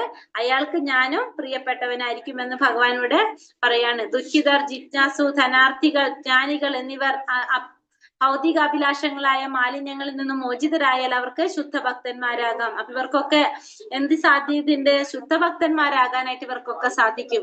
ഭഗവാനെ കുറിച്ച് പരിപൂർണ ജ്ഞാനം സിദ്ധിച്ചവനും സേവന നിരതനുമായ ഭക്തനാണ് കൃഷ്ണന് ഏറ്റവും പ്രിയപ്പെട്ടവര്. അപ്പൊ ഇവർക്ക് ശുദ്ധഭക്തന്മാരാകാനുള്ള ഒരു സാധ്യത ഇവർക്ക് ഉണ്ട്. ഉദാര സർവ ഏവൈതേ ജ്ഞാനി ത്വാത്മൈവ മേമതം ആസ്ഥിത സഹി യുക്താത്മാ മാമേവ അനുത്തമാം ഗതി. ഈ ഭക്തന്മാരെല്ലാം മഹാത്മാക്കൾ തന്നെ എന്നതിന് സംശയമില്ല. എന്നാൽ ആരാണോ എന്റെ തത്വത്തെ ഗ്രഹിക്കുന്നത് അയാളെ എന്നിൽ നിന്ന് അന്യനായി ഞാൻ കരുതുന്നില്ല. അയാൾ എന്റെ ദിവ്യ സേവനത്തിൽ ഏർപ്പെട്ടിരിക്കുകയാൽ സർവോന്നതനും പരിപൂർണവുമായ ആത്യന്തിക ലക്ഷ്യത്തിൽ നിശ്ചയമായും എത്തിച്ചേരും. ഈ ഭക്തന്മാരെല്ലാവരും എങ്ങനെയുള്ളവർ തന്നെയാണ്? മഹാത്മാക്കൾ തന്നെയാണ്, അതിനോട് സംശയവുമില്ല. പക്ഷെ എന്താണ്? ആരാണോ എന്റെ തത്വത്തെ ഗ്രഹിക്കുന്നത് അയാൾ എന്നിൽ നിന്ന് അന്യനായി ഞാൻ കരുതുന്നില്ല. അപ്പൊ ആർക്കാണോ എന്നെ കുറിച്ച് മനസ്സിലാക്കുന്നതിന് തത്വത്തില് അറിയാൻ സാധിക്കുന്നത് അയാളെ എന്നിൽ നിന്ന് അന്യനായിട്ട് ഞാൻ കരുതുന്നില്ല എന്ന് ഭഗവാൻ പറയാണ് ഇവിടെ. അയാൾ എന്റെ ദിവ്യ സേവനത്തിൽ ഏർപ്പെട്ടിരിക്കുകയാൽ സർവോന്നതനും പരിപൂർണവുമായ ആത്യന്തിക ലക്ഷ്യത്തിൽ നിശ്ചയമായും എത്തിച്ചേരും. അപ്പൊ അയാള് ഭഗവാന്റെ ദിവ്യ സേവനത്തിൽ ഏർപ്പെട്ടിരിക്കുന്നത് കൊണ്ട് തന്നെ സർവോന്നതനും പരിപൂർണവുമായ ആത്യന്തിക ലക്ഷ്യത്തിലേക്ക് നിശ്ചയമായും ആർക്ക് എത്തിച്ചേരാൻ സാധിക്കും? ഇത്തരത്തിലുള്ള ഭക്തന്മാർക്ക് എത്തിച്ചേരാനായിട്ട് സാധിക്കും എന്നറിയാണ്. അപ്പൊ ഈ ഭക്തന്മാരെല്ലാം മഹാത്മാക്കളാണ്, ഒരു സംശയമില്ല. പക്ഷെ ആരാണോ ഭഗവാന്റെ തത്വത്തെ ഗ്രഹിക്കുന്നത് അയാള് എന്നിൽ നിന്നും അന്യനായിട്ട് ഭഗവാൻ കരുതുന്നില്ല എന്ന് പറയാണ്. ജ്ഞാനം സ്വല്പം കുറഞ്ഞു പോയി എന്നതുകൊണ്ട് ഭക്തന്മാർ ഭഗവത് കരുണയ്ക്ക് പാത്രീഭവിക്കാതെ വരുന്നില്ല. പൂർണ്ണജ്ഞാനമുള്ള ഭക്തനാണ് ഭഗവാൻ ഏറ്റവും പ്രിയപ്പെട്ടവൻ. ജ്ഞാനം എന്ന് പറയുന്നത് ഏത് ജ്ഞാനാണ്? ഭഗവാനെ കുറിച്ചുള്ള ജ്ഞാനം. അല്ലെ നമ്മൾ ഈ ഭൗതിക ലോകത്തിൽ പറയുന്ന അറിവല്ല, ഭഗവാനെ കുറിച്ചുള്ള ജ്ഞാനം. അത് നേടിയവനാണ്, ആ ജ്ഞാനം നേടിയവനാണ് ഭഗവാൻ ഏറ്റവും പ്രിയപ്പെട്ടവൻ. പക്ഷെ എന്നിരുന്നാലും ജ്ഞാനം അല്പം കുറഞ്ഞു പോയി എന്ന് പറഞ്ഞാലും ഭഗവാന്റെ കാരുണ്യം കിട്ടാതിരിക്കുന്നില്ല. ഭക്തന്മാർ തന്റെ ഹൃദയത്തിൽ സദാ വാഴുന്നു. ഞാൻ എപ്പോഴും അവരുടെ ഹൃദയത്തിലും. എനിക്ക് ഏറ്റവും പ്രിയപ്പെട്ടവരാണ് ആര്? ഭക്തന്മാര്. ഭഗവാൻ എപ്പോഴും എവിടെ ഇരിക്കുന്നത്? ഭക്തന്മാരുടെ ഹൃദയത്തിലാണ്. ഭഗവാൻ ഏറ്റവും പ്രിയപ്പെട്ടവരാണ് ഭക്തന്മാര്. ബഹൂനാം ജന്മനാമന്തെ ജ്ഞാനവാൻ മാം പ്രപദ്യതേ വാസുദേവ സർവമിതി സ മഹാത്മാസു ദുർലഭ. അസംഖ്യം ജനന മരണങ്ങൾക്ക് ശേഷം ജ്ഞാനവാനായ വ്യക്തി സർവജ്ഞനാണ്. കാരണങ്ങൾക്കും കാരണഭൂതനും സർവവ്യാപിയുമെന്ന് മനസ്സിലാക്കി എന്നെ അവർ ശരണം പ്രാപിക്കുന്നു. അപ്രകാരമുള്ള മഹാത്മാക്കൾ വളരെ വിരളമാണ്. അപ്പൊ അസംഖ്യം ജനന മരണങ്ങൾക്ക് ശേഷം ജ്ഞാനവാനായിട്ടുള്ള ഒരു വ്യക്തി എങ്ങനെയാണ്? സർവജ്ഞനായിരിക്കും. കാരണങ്ങൾക്കും കാരണഭൂതനും സർവവ്യാപിയുമാണ് ആര്? ഭഗവാൻ എന്ന് മനസ്സിലാക്കി അവർ ഭഗവാനെ ശരണം പ്രാപിക്കുന്നു. അത്തരത്തിലുള്ള മഹാത്മാക്കള് വളരെ വിരളമായിരിക്കും, വളരെ കുറവായിരിക്കും എന്ന് പറയാണ്. കാരണം എന്താണ്? കുറേ ജനന മരണങ്ങൾക്ക് ശേഷമാണ് എന്ത് കിട്ടുന്നത്? ഒരു വ്യക്തി സർവജ്ഞനായി തീരുന്നത്. എങ്ങനെ? ഭഗവാനെ കുറിച്ച് മനസ്സിലാക്കണം. കാരണങ്ങൾക്കും കാരണഭൂതനാണ്, സർവവ്യാപിയുമെന്ന് മനസ്സിലാക്കുമ്പോ ഭഗവാനെ ശരണം പ്രാപിക്കുകയാണ് ചെയ്യുന്നത്. പക്ഷെ അത്തരത്തിലുള്ളവർ എങ്ങനെയാണ്? വളരെ കുറവായിരിക്കും എന്ന് പറയാണ് ഭഗവാൻ. ഭക്തിപൂർവ്വം സേവനവും ആധ്യാത്മിക അനുഷ്ഠാനങ്ങളും തുടർന്നു പോരുന്ന ജീവാത്മാവ് എണ്ണമറ്റ ജന്മങ്ങൾക്ക് ശേഷം ഭഗവാൻ കൃഷ്ണനാണ് ആത്മസാക്ഷാത്കാരത്തിന്റെ പരമലക്ഷ്യം എന്നുള്ള ജ്ഞാനം നേടുന്നു. കൃഷ്ണന്റെ കരുണ മാത്രമാണ് എല്ലാം എന്നും ഈ പ്രപഞ്ചം സർവ്വ കാരണങ്ങൾക്കും കാരണഭൂതനായ ഭഗവാനിൽ നിന്ന് വിഭിന്നമായ ഒന്നല്ലെന്നും ആ സന്ദർഭത്തിൽ ജീവന് ബോധ്യപ്പെടും. അപ്പോ സർവ്വ കാരണങ്ങൾക്കും കാരണഭൂതനായ ഭഗവാനിൽ നിന്ന് ഈ പ്രപഞ്ചം ഇത് ഭിന്നമല്ല എന്ന് ജീവാത്മാവിന് ബോധ്യപ്പെടാണ്. എങ്ങനെയാകുമ്പോൾ ആ സാക്ഷാത്കാരത്തിലേക്ക് എത്താനായിട്ട് സാധിക്കുമ്പോ. അപ്പോ എന്താണ് പറഞ്ഞത് ഇവിടെ? എല്ലാ ജീവാത്മാക്കൾക്ക്, എണ്ണമറ്റ ജീവാത്മാക്കൾക്ക് ഭഗവാൻ കൃഷ്ണനാണ് എന്ന് മനസ്സിലാക്കാനായിട്ട്, എല്ലാത്തിന്റെയും സർവസ്വവും ഭഗവാനാണ് എന്ന് മനസ്സിലാക്കുന്നത് എപ്പോഴാണ്? ഭഗവാനെ കുറിച്ചുള്ള ആ ഒരു പരമജ്ഞാനം, ആ ഒരു ദിവ്യജ്ഞാനം നേടുമ്പോഴാണ് ഇതൊക്കെ അറിയാനായിട്ട് സാധിക്കുന്നത്. കാമസ്തൈസ്തർഹൃതജ്ഞാനാം പ്രപദന്ത്യന്യദേവതാഃ തം തം നിയമമാസ്തായ പ്രകൃതിയെ നിയതാ സ്വയം. ഭൗതികാഭിലാഷങ്ങളാൽ അപഹരിക്കപ്പെട്ട ജ്ഞാനത്തോടു കൂടിയവർ ദേവന്മാരെ ശരണം പ്രാപിക്കുന്നു. പ്രത്യേക നിയമങ്ങളും നിബന്ധനകളും അനുസരിച്ച് അവർ സ്വപ്രകൃതിയാൽ ദേവന്മാരെ ആരാധിക്കുന്നു. അപ്പൊ ഇവിടെ ഭൗതികമായിട്ടുള്ള അഭിലാഷങ്ങൾ കൊണ്ട് അപഹരിക്കപ്പെട്ട ജ്ഞാനത്തോടു കൂടിയവർ. അപ്പൊ നമുക്ക് ഭൗതികമായിട്ടുള്ള ആഗ്രഹങ്ങൾ ഉണ്ടെങ്കിൽ അതിന്റെ ജ്ഞാനത്തോട് കൂടിയിട്ടുള്ളവരാണ് ആരാധിക്കുന്നത്? ദേവന്മാരെ ആരാധിക്കുന്നത്. നമുക്ക് ഭൗതികമായിട്ടുള്ള ആഗ്രഹങ്ങൾ നമുക്കുണ്ട്, അതിനു വേണ്ടിയിട്ട് നമ്മൾ എന്ത് ചെയ്യും? ദേവന്മാരെ ശരണം പ്രാപിക്കും. പ്രത്യേക നിയമങ്ങളും നിബന്ധനകളും ഒക്കെ അനുസരിച്ച് എന്ത് ചെയ്യും? അവര് നമുക്ക് ഇഷ്ടമുള്ള പോലെ തന്നെ നമ്മൾ ദേവന്മാരെ ആരാധിക്കുകയാണ് ചെയ്യുന്നത്. നമ്മള് നമുക്ക് എങ്ങനെയാണോ ആഗ്രഹം അതിനനുസരിച്ച് നമ്മൾ നിയമങ്ങളൊക്കെ ഉണ്ടാക്കി അല്ലെങ്കിൽ നിബന്ധനകളൊക്കെ അനുസരിച്ച് നമ്മൾ എന്ത് ചെയ്യാണ്? ദേവന്മാരെ ആരാധിക്കാണ് ചെയ്യുന്നത്. ഭൗതികാഭിലാഷങ്ങൾ ഉണ്ടെങ്കിലും പരമപുരുഷനെ ശരണം പ്രാപിക്കാത്തവരെ ബാഹ്യപ്രകൃതി അത്രത്തോളം പ്രാപിക്കുന്നവരെ ബാഹ്യപ്രകൃതി അത് അത്രത്തോളം ആകർഷിക്കുന്നില്ല. അപ്പൊ ഭൗതികമായിട്ടുള്ള ആഗ്രഹങ്ങളൊക്കെ ഉണ്ട്, എന്നാലും പരമപുരുഷനെ ശരണം പ്രാപിക്കുന്നവരെ, ഭൗതിക പ്രകൃതി ശരണം പ്രാപിക്കുന്നവർ, അതായത് ഭൗതികമായിട്ടുള്ള ആഗ്രഹങ്ങളൊക്കെ ഉണ്ട് നമുക്ക്, പക്ഷെ എന്നാലും നമ്മൾ ഭഗവാനെ ശരണം പ്രാപിക്കുന്നവരാണ്. ഭഗവാന്റെ നാമം ജപിച്ചുകൊണ്ടിരിക്കുകയാണെങ്കിൽ അവരെ മായ അത്രത്തോളം ആകർഷിക്കുന്നില്ല. പക്ഷെ നേരെ മറിച്ച് ഭൗതികാഭിലാഷങ്ങളൊന്നും അഭിലാഷങ്ങളില്ല, പിന്നെ അതല്ലെങ്കിൽ ഭഗവാനെ ശരണം പ്രാപിക്കുന്നില്ലെങ്കിൽ എന്താണ്? അവരെ ആകർഷിക്കുന്നത്, നിയന്ത്രിക്കുന്നത് ആരാണ്? മായയാണ് അവരെ നിയന്ത്രിക്കുന്നത്. ആധ്യാത്മിക ബോധം നഷ്ടപ്പെട്ട ബുദ്ധിഹീനന്മാർ ഭൗതിക വാഞ്ചകളുടെ ക്ഷണിക സാഫല്യത്തിന് വേണ്ടി ദേവന്മാരെ ആശ്രയിക്കുന്നു. ശുദ്ധ ഭക്തന്മാർക്കറിയാം കൃഷ്ണൻ എല്ലാവരുടെയും പ്രഭുവാണ്, കൃഷ്ണനാണ് സർവേശ്വരൻ എന്ന് ശുദ്ധ ഭക്തന്മാർക്ക് അറിയാനായിട്ട് സാധിക്കും. യോ യോ യായാം പ്രതനു ഭക്ത ശ്രദ്ധയാർച്ചിതും ഇച്ഛതി തസ്യാചലം ശ്രദ്ധാം താമേവാവിദധാമ്യഹം. ഞാൻ പരമാത്മരൂപേണ സർവ്വഹൃദയങ്ങളിലും കുടികൊള്ളുന്നു. ഏതു ദേവതയെ ആരാധിക്കാൻ ആഗ്രഹിക്കുന്നോ ആ പ്രത്യേക മൂർത്തിയിൽ മുഴുവൻ ശ്രദ്ധയും കേന്ദ്രീകരിക്കത്തക്ക വിധം ഒരാളുടെ വിശ്വാസം ഉറപ്പിക്കുന്നത് ഞാനാണ്. അപ്പൊ കഴിഞ്ഞ ശ്ലോകത്തിൽ പറഞ്ഞു ഭൗതികമായ ആഗ്രഹങ്ങൾക്ക് വേണ്ടിയിട്ട് ദേവന്മാരെ ആരാധിക്കുന്നു എന്ന് പറഞ്ഞു. ഈ ശ്ലോകത്തിൽ പറയാണ് പരമാത്മരൂപേണ സർവ്വഹൃദയങ്ങളിലും കുടികൊള്ളുന്നതാണ് ആര്? ഭഗവാൻ. ഏത് ദേവതയെ ആരാധിക്കാൻ ആഗ്രഹിക്കുന്നുവോ, ഇപ്പൊ നമ്മൾ ഏത് ദേവതയാണോ ആരാധിക്കാൻ ആഗ്രഹിക്കുന്നത് ആ പ്രത്യേക മൂർത്തിയില് മുഴുവൻ ശ്രദ്ധയും കേന്ദ്രീകരിക്കത്തക്ക വിധം ആ വിശ്വാസം നമ്മളിൽ ഉറപ്പിക്കുന്നത് ആര് തന്നെയാണ്? ഭഗവാൻ തന്നെയാണ്. ഇപ്പൊ നമ്മുടെ ഉള്ളില് പരമാത്മ രൂപത്തില് ഭഗവാൻ ഇരിക്കുന്നുണ്ട്. നമ്മളുടെ എല്ലാ ചിന്തകളും ആർക്കറിയാം? ഭഗവാൻ അറിയാം. നമുക്കിപ്പോ ദേവിയെ ആരാധിക്കാനാണ് ഇഷ്ടമെങ്കിൽ നമ്മളിലെ ദേവിയോടുള്ള വിശ്വാസം ഉറപ്പിക്കുന്നത് ആര് തന്നെയാണ്? ഭഗവാൻ തന്നെയാണെന്ന് ഭഗവാൻ പറയാണ്. അതായത് ആരെയാണ് നമ്മൾ ആഗ്രഹിക്കുന്നത് ആരാധിക്കാൻ? അപ്പൊ ഭഗവാൻ അതറിയാം. അതുകൊണ്ട് ഭഗവാൻ അവരിലുള്ള വിശ്വാസം നമുക്ക് ഉറപ്പിച്ചു തരാണ്. അപ്പൊ അവരെ ആരാധിക്കുന്നത് ഭഗവാന്റെ എന്താ പറയാ, ഭഗവാനാണ് അതിന് നമുക്ക് ആ വിശ്വാസം ഉറപ്പിച്ചു തരുന്നത്. സർവശക്തനായ ഭഗവാൻ എന്തിനാണ് ജീവാത്മാക്കൾക്ക് ഭൗതിക സുഖത്തിനും അനുഭവത്തിനു വേണ്ടി വിഭവങ്ങൾ ഒരുക്കി കൊടുക്കുന്നത്? ഭഗവാൻ അത്തരം സൗകര്യങ്ങൾ നൽകുന്നില്ലെങ്കിൽ സ്വാതന്ത്ര്യത്തിന് അർത്ഥമില്ലെന്ന് തന്നെയാണ് ആ ചോദ്യത്തിന് യുക്തമായ മറുപടി. പക്ഷേ ഭഗവാന്റെ ആത്യന്തിക നിർദ്ദേശം ഭഗവത്ഗീതയിലൂടെ നമുക്ക് മനസ്സിലാക്കാം. ഒരു ദേവനെ തന്നിഷ്ടപ്രകാരം അനുഗ്രഹങ്ങൾ നൽകാൻ കഴിവില്ല. ഭഗവദ്ദിച്ഛയ്ക്കനുസരിച്ചല്ലാതെ ഒരു പുൽക്കൊടി പോലും അനങ്ങുകയില്ലെന്ന് പറയപ്പെടുന്നു. സർവഭൂതങ്ങളുടെയും ഹൃദയത്തിൽ വാഴുന്നവനായ കൃഷ്ണനാണ് മനുഷ്യരിൽ ഓരോ ദേവതമാരോടുള്ള സവിശേഷ ഭക്തി ഉണ്ടാക്കുന്നത്. ജീവാത്മാവും ദേവതയും ഭഗവാന്റെ ഇംഗിതത്തിന് വഴങ്ങുന്നു എന്നേ ഉള്ളൂ. അവർ സ്വതന്ത്രരല്ല. ഇവിടെ എന്തിലാ പറയുന്നത്?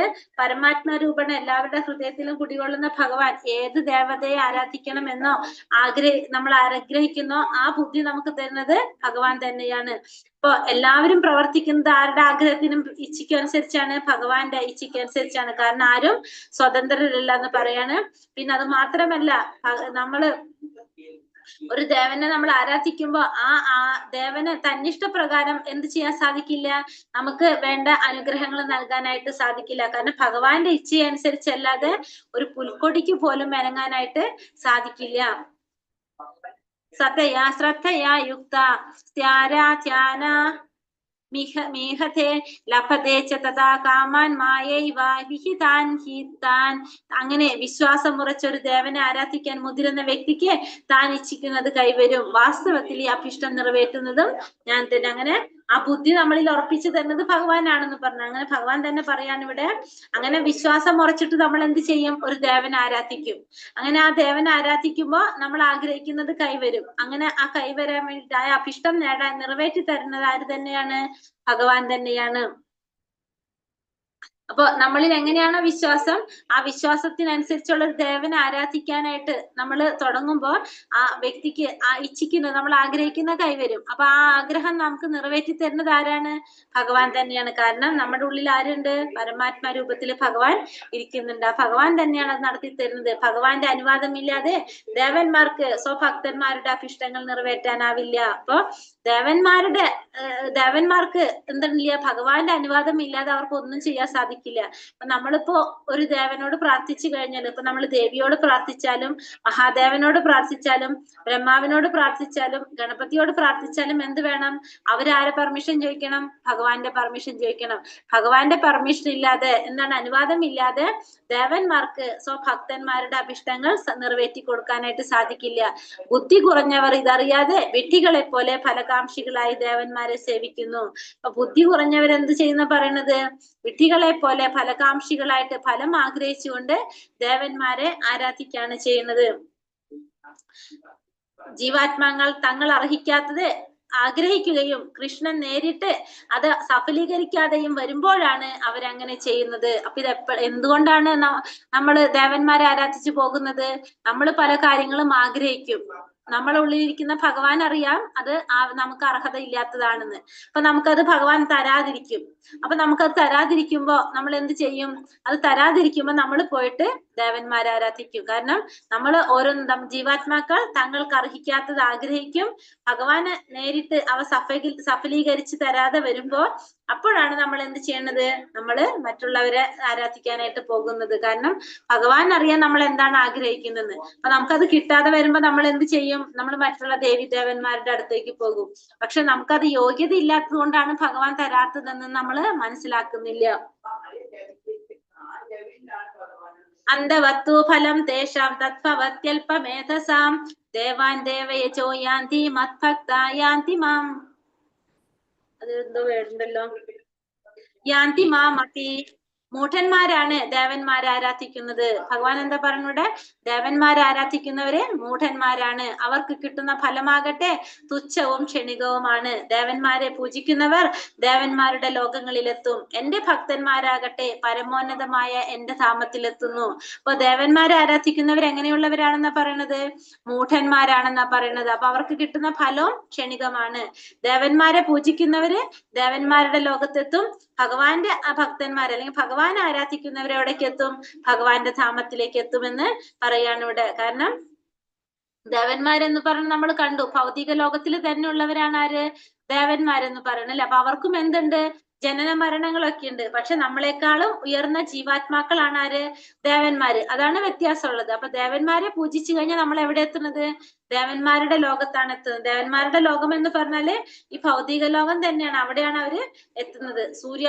ഉപാസന ചെയ്യുന്നവർ സൗരമണ്ഡലത്തിലും ചന്ദ്ര ഉപാസകന്മാർ ചന്ദ്രമണ്ഡലത്തിൽ എത്തുന്നത് പോലെ ഇന്ദ്രനെയോ മറ്റേതെങ്കിലും ദേവന്മാരെ ആരാധിക്കുന്നവര് അവരവരുടെ ഗ്രഹങ്ങൾ പോകും. കൃഷ്ണ ഭക്തന്മാർ അത്യുത്കൃഷ്ടമായിട്ടുള്ള ഭഗവാന്റെ ധാമത്തിൽ എത്തിച്ചേരുമെന്ന് പറയാണ്. അപ്പൊ ഒരു കൃഷ്ണ ഭക്തന് സിദ്ധിക്കുന്ന നേട്ടവും ഒരു സാധാരണ ദേവ ആരാധകന്റെ നേട്ടവും തമ്മില് വ്യത്യസ്തമാണ് എന്നിവിടെ പറയാണ്. അവ്യക്തം വ്യക്തിമാപന്നം മന്യന്തെ മാമ ബുദ്ധയഃ പരം ഭാവാമജാനന്തോ മമ വ്യായാമനുത്തമം. പരമദിവ്യോത്തമ പുരുഷനായ ഞാൻ ഒരിക്കൽ അവ്യക്തിഗതനായിരുന്നുവെന്നും പിന്നീട് വ്യക്തിയായതെന്നും എന്നെ മനസ്സിലാക്കാൻ പറ്റാത്ത മന്ദബുദ്ധികൾ കരുതുന്നു. അക്ഷയവും അത്യുന്നതവുമായ എന്റെ ഉത്കൃഷ്ട സ്വഭാവത്തെ പറ്റി അല്പജ്ഞാനികൾക്ക് അറിഞ്ഞുകൂടാ. അപ്പോ അല്പജ്ഞാനികള് അല്ലെങ്കിൽ അവ്യക്തിഗതവാദികൾ എന്താ വിചാരിക്കുന്നത്? ഭഗവാൻ എങ്ങനെയാണ്? ഭഗവാൻ ഒരു അവ്യക്തിഗതവാദിയാണ്, പിന്നീടാണ് വ്യക്തിയായതെന്ന്. അങ്ങനെയാണ് ആര് ചിന്തിക്കുന്നത്? മനസ്സിലാക്കാത്തവര്, ഭഗവാനെ കുറിച്ച് മനസ്സിലാക്കാത്തവര് ചിന്തിക്കുന്നത്. കാരണം ഭഗവാന്റെ ഉത്കൃഷ്ടമായ സ്വഭാവത്തെ കുറിച്ച് ആർക്കറിയാൻ സാധിക്കുന്നില്ല? അല്പജ്ഞാനികൾക്ക് അറിയാനായിട്ട് സാധിക്കുന്നില്ല. ഭഗവാൻ കൃഷ്ണൻ തന്റെ യഥാർത്ഥ രൂപത്തിലാണ് ഇവിടെ അർജുനന് ഉപദേശിക്കുന്നത്. ഭഗവാൻ ഇവിടെ കൃഷ്ണനായിട്ടാണ് അർജുനന് ഉപദേശം കൊടുക്കുന്നത്. മൂഢരായ അവ്യക്തിഗത ബ്രഹ്മവാദികൾ ഭഗവാൻ വ്യക്തിഗതനല്ലെന്ന് സിദ്ധാന്തിക്കുന്നു. അപ്പൊ അവ്യക്തിഗതവാദികൾ എന്താ ചിന്തിക്കുന്നത്? ഭഗവാൻ ഒരു രൂപമില്ല എന്ന് ചിന്തിക്കാണ്. ഭഗവാന്റെ പാതാരവിന്ദങ്ങളിൽ നിന്ന് അനുഗ്രഹത്തിന്റെ ഒരു പൊടിയെങ്കിലും ലഭിച്ചവന് അങ്ങയുടെ വ്യക്തിപ്രഭാവം മനസ്സിലാകും. പരമസത്യനായ ഭഗവാൻ കൃഷ്ണൻ സകാരനാണ്, വ്യക്തിയുമാണെന്ന് ഇവിടെ വ്യക്തമാക്കാണ്. അപ്പൊ ഭഗവാൻ ആരാണ്? ഒരു വ്യക്തിയാണ്, വ്യക്തി രൂപത്തിലാണ് ഭഗവാനെ ആരാധിക്കുന്നത്. ഭഗവാൻ പക്ഷെ അവ്യക്തിഗതവാദികൾ എന്താ ചിന്തിക്കുന്നത്? ഭഗവാന് വ്യക്തി രൂപത്തില് എല്ലാവരും ചിന്തിക്കുന്നത്. നാഹം പ്രകാശ സർവസ്യ യോഗമായ സമാവൃതഃ മൂഢോയം നാപി ജാനാതി ലോകോ മാമജമവ്യയം. ബുദ്ധിയില്ലാത്തവർക്കും മൂഢന്മാർക്കും ഞാൻ ഒരിക്കലും പ്രത്യക്ഷനാവില്ല. യോഗമായി എന്ന എന്റെ അന്തരംഗ ശക്തി അവരിൽ നിന്ന് എന്നെ മറച്ചു വെക്കുന്നു. തന്മൂലം അജനും അവ്യയനുമാണ് ഞാനെന്ന് അവർ അറിയുന്നതുമില്ല. അപ്പൊ ബുദ്ധിയില്ലാത്തവർക്ക് അല്ലെങ്കിൽ മൂഢന്മാർക്കൊന്നും ഭഗവാൻ ഒരിക്കലും പ്രത്യക്ഷനാവില്ല. അപ്പൊ ഭഗവാനെ ആര് മറച്ചു പിടിക്കുകയാണ് അവിടെ? യോഗമായി എന്ന എന്റെ അന്തരംഗ ശക്തി. അതായത് ഭഗവാന്റെ രാധാറാണിയിലെ ഭഗവാന്റെ ശക്തിയായിട്ടുള്ള രാധാറാണി ഭഗവാന് നമ്മളിൽ നിന്ന്, അതായത് അങ്ങനെയുള്ള ബുദ്ധിയില്ലാത്തവരിൽ നിന്ന്, മൂഢന്മാരിൽ നിന്നും മറച്ചു വെക്കുകയാണ് ചെയ്യുന്നത്. അപ്പോ അജനും അവ്യയനുമായ ഞാനാണ് എന്നുള്ളത് ആർക്കറിയാൻ സാധിക്കില്ല. അതുകൊണ്ട് ഇവർക്കറിയാൻ സാധിക്കില്ല. കാരണം അവർക്ക് ഭഗവാനെ ദർശിക്കാന് ഒട്ടും സാധിക്കില്ല. ഭഗവാന്റെ അന്തരംഗ ശക്തി ഭഗവാന് ഇത്തരത്തിലുള്ള ബുദ്ധിയില്ലാത്തവരിൽ നിന്നും മൂഢന്മാരിൽ നിന്നൊക്കെ ഭഗവാനെ മറച്ചു പിടിക്കുകയാണ് ചെയ്യുന്നത്.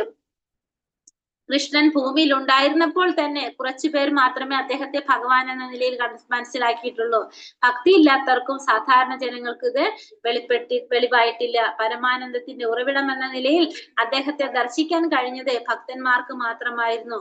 മൂഢരായ മറ്റുള്ളവരുടെ ദൃഷ്ടിയിൽ നിന്ന് അന്തരംഗ ശക്തി ഭഗവാനെ മറച്ചു വെച്ചു.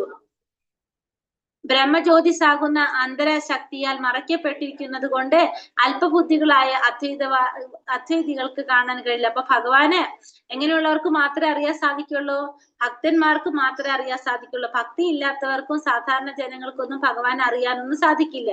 അപ്പൊ ഭഗവാൻ ഭൂമിയിൽ ഉണ്ടായിരുന്ന സമയത്തും എല്ലാവർക്കും ഭഗവാൻ എങ്ങനെയായിരുന്നു? ഒരു സാധാരണ ഒരു മനുഷ്യനാണ്. പക്ഷെ ഭഗവാനെ കുറിച്ച് അറിയുന്നവർക്ക്, ഭഗവാനെ കുറിച്ചായ തത്വത്തിൽ മനസ്സിലാക്കിയവർക്ക് മാത്രമേ ഭഗവാനാണ്, പരമദിവ്യോത്തമ പുരുഷനാണ് ശ്രീകൃഷ്ണൻ എന്ന് മനസ്സിലാക്കാനായിട്ട് സാധിക്കുള്ളൂ. അല്ലാത്തവരുടെ മുന്നിൽ നിന്ന് ഭഗവാനെ ആരാ മറച്ചു പിടിക്കുന്നത്? ഭഗവാന്റെ അന്തരംഗ ശക്തിയായിട്ടുള്ള രാധാറാണി അല്ലെങ്കിൽ മഹാമായ ഭഗവാനെ, യോഗമായ ഭഗവാനെ മറച്ചു പിടിക്കുകയാണ് ചെയ്യുന്നത്.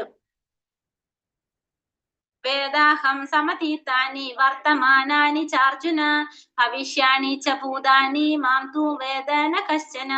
ഹേ അർജുന, പരമപുരുഷനായ എനിക്ക് പണ്ടുണ്ടായതും ഇന്ന് സംഭവിക്കുന്നതും മേലിൽ വരാൻ പോകുന്നതുമായ എല്ലാം അറിയാം. എല്ലാ ജീവാത്മാക്കളും എനിക്ക് സുപരിചിതരാണ്, പക്ഷെ എന്നെ ആർക്കും അറിയാൻ വയ്യ. അപ്പൊ അർജുനനോട് പറയാണ്, എനിക്ക് പണ്ടുണ്ടായതും ഇന്ന് സംഭവിക്കുന്നതും നാളെ വരാൻ പോകുന്നതായിട്ടുള്ള എല്ലാ കാര്യങ്ങളും എനിക്ക് അറിയാൻ സാധിക്കും.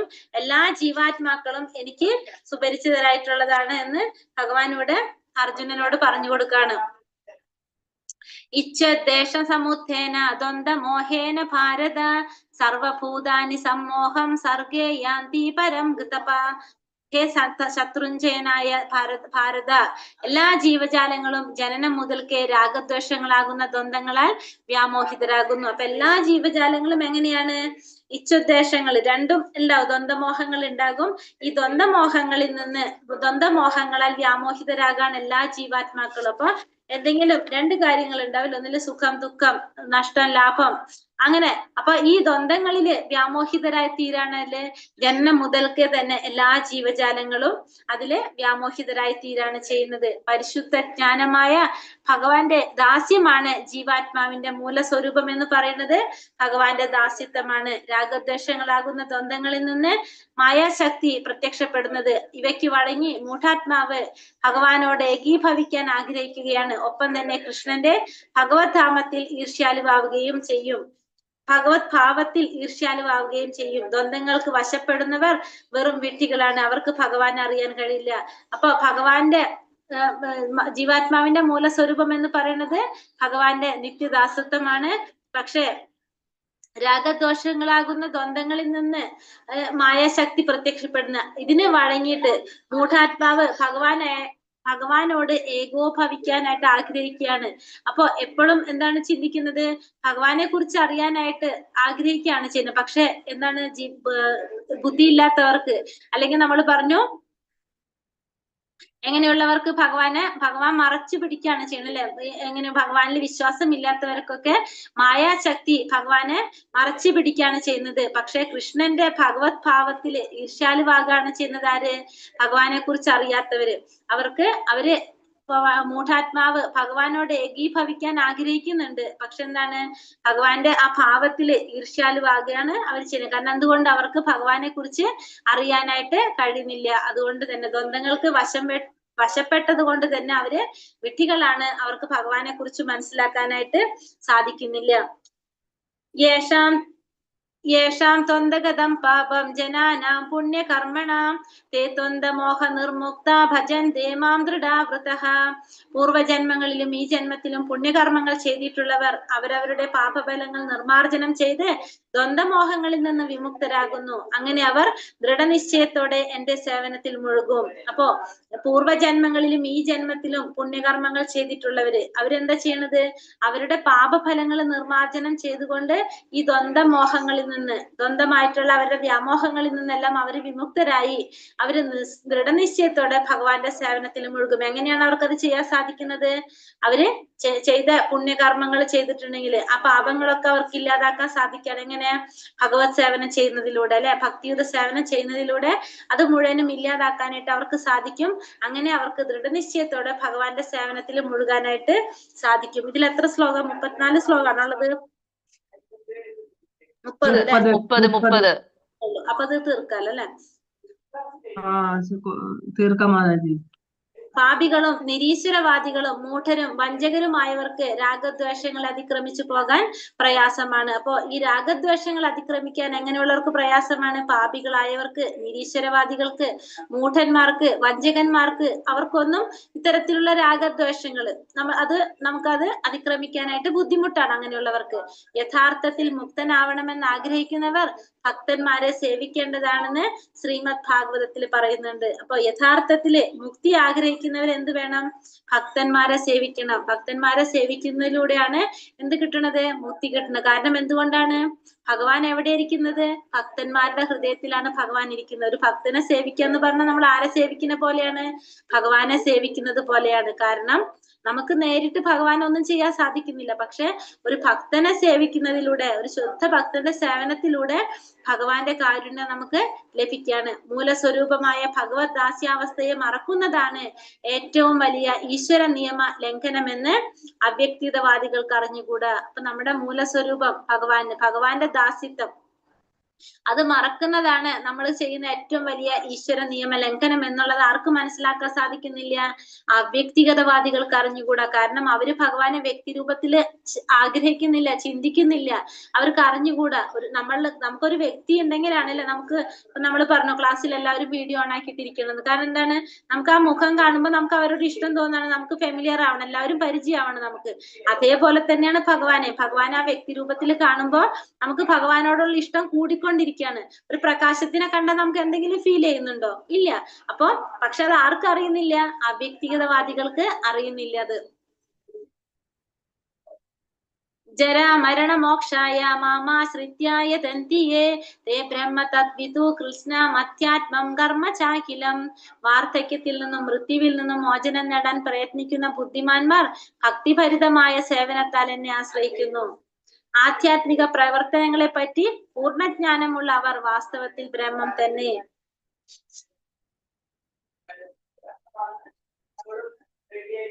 വാർദ്ധക്യത്തിൽ നിന്നും മൃത്യുവിൽ നിന്നും മോചനം നേടാൻ പ്രയത്നിക്കുന്ന ബുദ്ധിമാന്മാർ എന്ത് ചെയ്യാണ്? വാർദ്ധക്യത്തിൽ നിന്നും മൃത്യുവിൽ നിന്നൊക്കെ മോചനം നേടണമെങ്കിൽ നമുക്ക് എന്ത് വേണം? നമ്മൾ ഈ ഭൗതിക ലോകത്ത് ജനിക്കാതിരിക്കണം. എന്നാൽ മാത്രമേ നമുക്ക് സാധിക്കുള്ളൂ അല്ലെ? കാരണം നമുക്കറിയാം ഈ ഭൗതിക ലോകത്ത് ജന്മം എടുത്തു കഴിഞ്ഞ് എന്ത് വന്നുകൊണ്ടിരിക്കും? ജന്മ മൃത്യു ജരാവ്യാധി അതിങ്ങനെ നടന്നുകൊണ്ടേയിരിക്കും. അങ്ങനെ അതിൽ നിന്ന് മോചനം നേടാൻ ആഗ്രഹിക്കുന്ന ബുദ്ധിമാന്മാർ എന്ത് ചെയ്യും? ഭക്തിഭരിതമായിട്ടുള്ള ഭഗവാന്റെ സേവനത്തിൽ ഏർപ്പെട്ടുകൊണ്ടിരിക്കും, ഭഗവാനെ ആശ്രയിച്ചു കൊണ്ടിരിക്കും. അങ്ങനെ ആധ്യാത്മിക പ്രവർത്തനങ്ങളെ പറ്റി പൂർണ്ണജ്ഞാനമുള്ള അവർ വാസ്തവത്തിൽ ബ്രഹ്മം തന്നെ. അപ്പോ ആധ്യാത്മിക ജ്ഞാനത്തെ പറ്റി, പ്രവർത്തനങ്ങളെ പറ്റി പൂർണ്ണജ്ഞാനമുള്ളവർ എങ്ങനെയാണ്? ശരിക്കും ബ്രഹ്മം തന്നെയാണെന്ന് പറയാണ്. ശുദ്ധഭക്തന്മാർ അഭൗതികമായ ബ്രഹ്മഭൂതാവസ്ഥയിൽ സ്ഥിതി ചെയ്യുന്നവരായതുകൊണ്ട് അഭൗതികങ്ങളായ പ്രവർത്തനങ്ങളെ പറ്റി അവർക്ക് നന്നായി അറിയാം. വാസ്തവത്തിൽ കൃഷ്ണാവബോധം പ്രവർത്തിക്കുന്നവരെ കൃഷ്ണാവബോധപൂർവം പ്രവർത്തിക്കുന്നവരെ ബ്രഹ്മൻ എന്ന് വിളിക്കപ്പെടാൻ അർഹരായുള്ളൂ. അപ്പൊ കൃഷ്ണാവബോധത്തോടെ പ്രവർത്തിക്കുന്നവരെയാണ് എന്ത് പറയുന്നത്? ബ്രഹ്മൻ എന്ന് വിളിക്കാനായിട്ട് അർഹതയുള്ളെന്ന് പറയാണ്. ഇപ്പൊ ശുദ്ധ ഭക്തന്മാര് എന്താണ് ചെയ്യുന്നത്? ഭൗതികമായിട്ടുള്ളതല്ലാത്ത അഭൗതികമായിട്ടുള്ള ബ്രഹ്മഭൂതാവസ്ഥയിൽ സ്ഥിതി ചെയ്യുന്നത് കൊണ്ട് അവർക്ക് എന്തറിയാം? അഭൗതികമായ പ്രവർത്തനങ്ങളെ കുറിച്ച് നന്നായിട്ട് അറിയാനായിട്ട് സാധിക്കും. അവര് അതിലൂടെ എന്ത് നേടാൻ ശ്രമിക്കാണ്? അവരതിലൂടെ സാക്ഷാത്കാരത്തിന്, അവര് ഈ ഭൗതിക ലോകത്തിൽ നിന്ന് അഭൗതികതയിലേക്ക് കടക്കാനായിട്ട് അവര് ശ്രമിക്കാണ്. അങ്ങനെ കൃഷ്ണാവബോധപൂർവം വാസ്തവത്തില് പ്രവർത്തിക്കുന്നവരെ എന്തെന്ന് പറയാൻ നമുക്ക്? ബ്രഹ്മൻ എന്ന് വിളിക്കാനായിട്ട് സാധിക്കും. സാധി ഭൂതാദി ദൈവം മാം സാധി യജ്ഞം ച വിദുഹു പ്രയാണകാലേ പിച്ചമാം വിദുർയുക്ത ചേതസഃ. എന്നെ അറിയുകയും എപ്പോഴും എന്നെ കുറിച്ചുള്ള ബോധം പുലർത്തുകയും ചെയ്യുന്നവർ ഭൗതിക പ്രപഞ്ചങ്ങളുടെയും ദേവന്മാരുടെയും സർവ്വയജ്ഞങ്ങളുടെയും നിയന്താവായ ഭഗവാനാണ് ഞാൻ എന്നറിയുന്നവർ മരണസമയത്ത് പോലും എന്നെ സ്മരിക്കും. അപ്പോ എന്താണ് പറഞ്ഞത്? എന്നെ അറിയുകയും എപ്പോഴും എന്നെ കുറിച്ചുള്ള ബോധം പുലർത്തുകയും ചെയ്യുന്നവര്. ഭഗവാൻ അറിയണം, എപ്പോഴും ഭഗവാനെ കുറിച്ചിട്ടുള്ള ബോധം പുലർത്തണം. എങ്ങനെ ഭഗവാൻ അറിയണം? ഭൗതിക പ്രപഞ്ചത്തിന്റെ ദേവന്മാരുടെ സർവ്വയജ്ഞങ്ങളുടെ നിയന്താവാണ് പിന്നെ ഭഗവാൻ എന്നറിയുന്നവര് മരണസമയത്ത് പോലും ഭഗവാനെ സ്മരിക്കുക. അപ്പൊ എപ്പോഴും ഭഗവാൻ അറിയണം, ഭഗവാനെ കുറിച്ചുള്ള ബോധം പുലർത്തണം. എങ്ങനെയാണ് ഭഗവാൻ അറിയേണ്ടത്? ഭൗതിക പ്രപഞ്ചത്തിന്റെ നാഥനാണ്, ദേവന്മാരുടെ അധിപനാണ്, സർവ്വയജ്ഞങ്ങളുടെയും നാഥനാണ്, ഭോക്താവാണ്, നിയന്താവാണ്. ഇങ്ങനെ ഭഗവാനെ കുറിച്ച് മനസ്സിലാക്കുന്നവന് മരണസമയത്ത് പോലും ഭഗവാനെ സ്മരിക്കാനായിട്ട് സാധിക്കും. കൃഷ്ണാവബോധത്തോടെ പ്രവർത്തിക്കുന്നവർ ഭഗവാനെ കുറിച്ചുള്ള ജ്ഞാനത്തിന്റെ മാർഗത്തിൽ നിന്ന് ഒരിക്കലും വ്യതിചലിക്കുകയില്ല. അപ്പൊ കൃഷ്ണാവബോധത്തോടെ പ്രവർത്തിക്കുന്ന ഒരു വ്യക്തി ഒരിക്കലും ഭഗവാനെ കുറിച്ചുള്ള ജ്ഞാനത്തിന്റെ ആ മാർഗത്തിൽ നിന്ന് ഒരിക്കലും വ്യതിചലിച്ചു പോകുന്നില്ല. കൃഷ്ണാവബോധവാനായ ഒരാൾക്ക് മരണസമയത്ത് കൃഷ്ണനെ വിസ്മരിക്കാൻ കഴിയില്ല. അതുകൊണ്ട് അയാൾ സ്വാഭാവികമായ ഭഗവത് ധാമമായ ഗോലോക വൃന്ദാവനത്തിൽ എത്തിച്ചേരും. അപ്പൊ കൃഷ്ണാവബോധത്തിൽ പ്രവർത്തിക്കുന്ന ഒരു വ്യക്തി, കൃഷ്ണാവബോധവാനായ ഒരു വ്യക്തിക്ക് ഒരിക്കലും എന്തുണ്ടാവില്ല? മരണസമയത്ത് ഭഗവാനെ മറക്കാൻ കഴിയില്ല. ഭഗവാന് ആ സമയത്തും ആ വ്യക്തിക്ക് ഭഗവാനെ കുറിച്ച് ഓർക്കാൻ സാധിക്കും. അതിനുള്ള ബുദ്ധി ആര് തന്നെ നൽകും? ഭഗവാൻ തന്നെ നൽകും. അതുകൊണ്ട് തന്നെ സ്വാഭാവികമായിട്ടും ആ വ്യക്തിക്ക് എവിടേക്ക് എത്തിച്ചേരാൻ സാധിക്കും? ഭഗവാന്റെ ധാമമായിട്ടുള്ള ഗോലോക വൃന്ദാവനത്തിൽ എത്തിച്ചേരാനായിട്ട് ആ വ്യക്തിക്ക് സാധിക്കും. ഒരാൾക്ക് എങ്ങനെ തികച്ച് കൃഷ്ണാവബോധവാനാകണം എന്നതാണ് ഈ 7ാമത്തെ അധ്യായത്തിന്റെ വിഷയത്തിൽ പറഞ്ഞത്. അപ്പൊ 7ാമത്തെ അധ്യായത്തിൽ പറയുന്നത് എന്താണ്? ഒരു വ്യക്തി എങ്ങനെ കൃഷ്ണാവബോധത്തിൽ ആകണം എന്നുള്ളതാണ് ഇവിടെ പറയുന്നത്. കൃഷ്ണാവബോധം വളരുമ്പോൾ ജീവാത്മാവിന് മനസ്സിലാകും താൻ കൃഷ്ണനെ മറന്നുപോയത് കൊണ്ടാണ് ഭൗതിക പ്രകൃതിയുടെ നിയമങ്ങൾക്ക് അധീനപ്പെട്ട ഭക്തനായതെന്ന്. അപ്പൊ നമുക്ക് ആ കൃഷ്ണാവബോധം വളരുന്നതിനനുസരിച്ച്, നമുക്ക് ആധ്യാത്മികമായിട്ടുള്ള ഭഗവാനെ കുറിച്ചുള്ള അറിവ് നേടുന്നതിനനുസരിച്ച് നമുക്ക് മനസ്സിലാക്കാൻ സാധിക്കുമെന്ത് എന്തുകൊണ്ടാണ് നമ്മളിവിടെ വന്ന് നമുക്ക് ഈ ബന്ധനത്തിൽ പെട്ടുപോയതെന്ന്. കാരണം നമ്മള് ഭഗവാനെ മറന്നുപോയി. നമ്മളിവിടെ വന്നപ്പോ എന്തായി? നമ്മൾ ആ ഭൗതിക പ്രകൃതിയുടെ ത്രിഗുണങ്ങൾ നമ്മളെ സ്വാധീനിച്ചത് കൊണ്ട് നമ്മുടെ മൂലസ്വരൂപമായിട്ടുള്ള ഭഗവാനെ കുറിച്ച് നമ്മൾ മറന്നു പോയത് കൊണ്ടാണ് നമുക്ക് എന്ത് വരുന്നത്? ഇത്തരത്തിലുള്ള ക്ലേശങ്ങളെല്ലാം അനുഭവിക്കേണ്ടി വന്നതെന്ന് നമുക്ക് മനസ്സിലാക്കാൻ സാധിക്കും. എപ്പോഴാണോ കൃഷ്ണാവബോധം നമ്മളിൽ വളരുന്നത്, അപ്പോഴാണ് നമുക്കത് മനസ്സിലാക്കാനായിട്ട് സാധിക്കുന്നത്.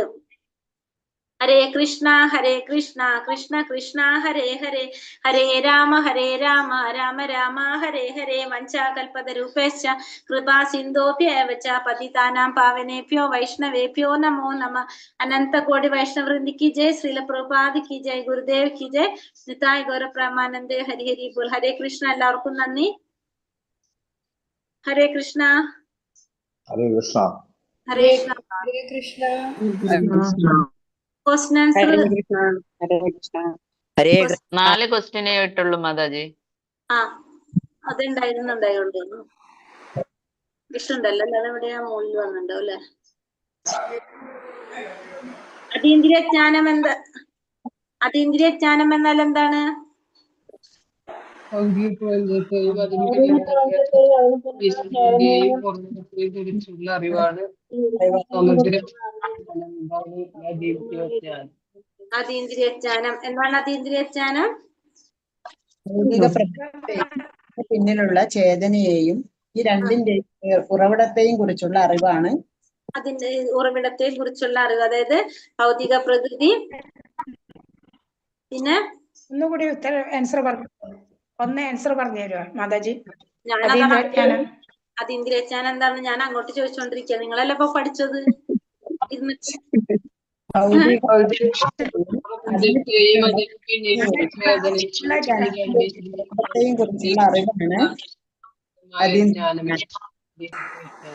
ഭൗതിക പ്രകൃതിയെ കുറിച്ച്, ഭഗവാനെ കുറിച്ച്, പിന്നെന്താണ് അതിന്റെ ചേതനയെ കുറിച്ച് അല്ലെ? ഇതിനെ കുറിച്ചൊക്കെ ഉള്ള അറിവിനെ നമുക്ക് എന്ത് പറയാം? അതീന്ദ്രിയ ജ്ഞാനം എന്ന് പറയാനായിട്ട് സാധിക്കും. നവവിധ ഭക്തി ഏതൊക്കെയാണ്?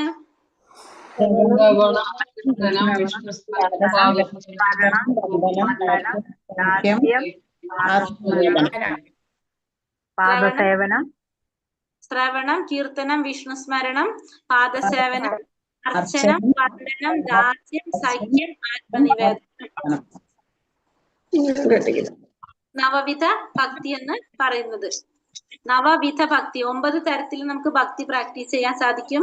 നമ്മൾ ആദ്യത്തെ ശ്രവണം, കീർത്തനം, ഇത് രണ്ടുമാണ് ഇപ്പൊ നമ്മള് ഡെയിലി ചെയ്തുകൊണ്ടിരിക്കുന്നത്, നാമം ജപിച്ചുകൊണ്ടിരിക്കുന്നത്. ശ്രവണം നടക്കുന്നുണ്ട്, കീർത്തനം നടക്കുന്നുണ്ട്, മൂന്നാമത്തെ നടക്കുന്നുണ്ട്, സ്മരണവും നടക്കുന്നുണ്ട് അല്ലെ? അപ്പൊ ആദ്യത്തെ 3 നമ്മളിപ്പോ ഡെയിലി പ്രാക്ടീസ് ചെയ്തുകൊണ്ടിരിക്കുക, നാമം ജപിച്ചുകൊണ്ട്. ശ്രവണം, കീർത്തനം, സ്മരണം അല്ലെ? നമ്മൾ ഡെയിലി ചെയ്തുകൊണ്ടിരിക്കുകയാണ്. അത് തന്നെ ചെയ്തുകൊണ്ടിരിക്കുമ്പോ നമ്മൾ എന്ത് ചെയ്യും? നമ്മള് മുന്നിലേക്ക് ഉയർന്നു പോകും. ഭക്തിയുടെ ഭഗവാനെ കുറിച്ച് കൂടുതൽ കൂടുതൽ അറിയാൻ അവസരങ്ങൾ ഉണ്ടായിക്കൊണ്ടിരിക്കും.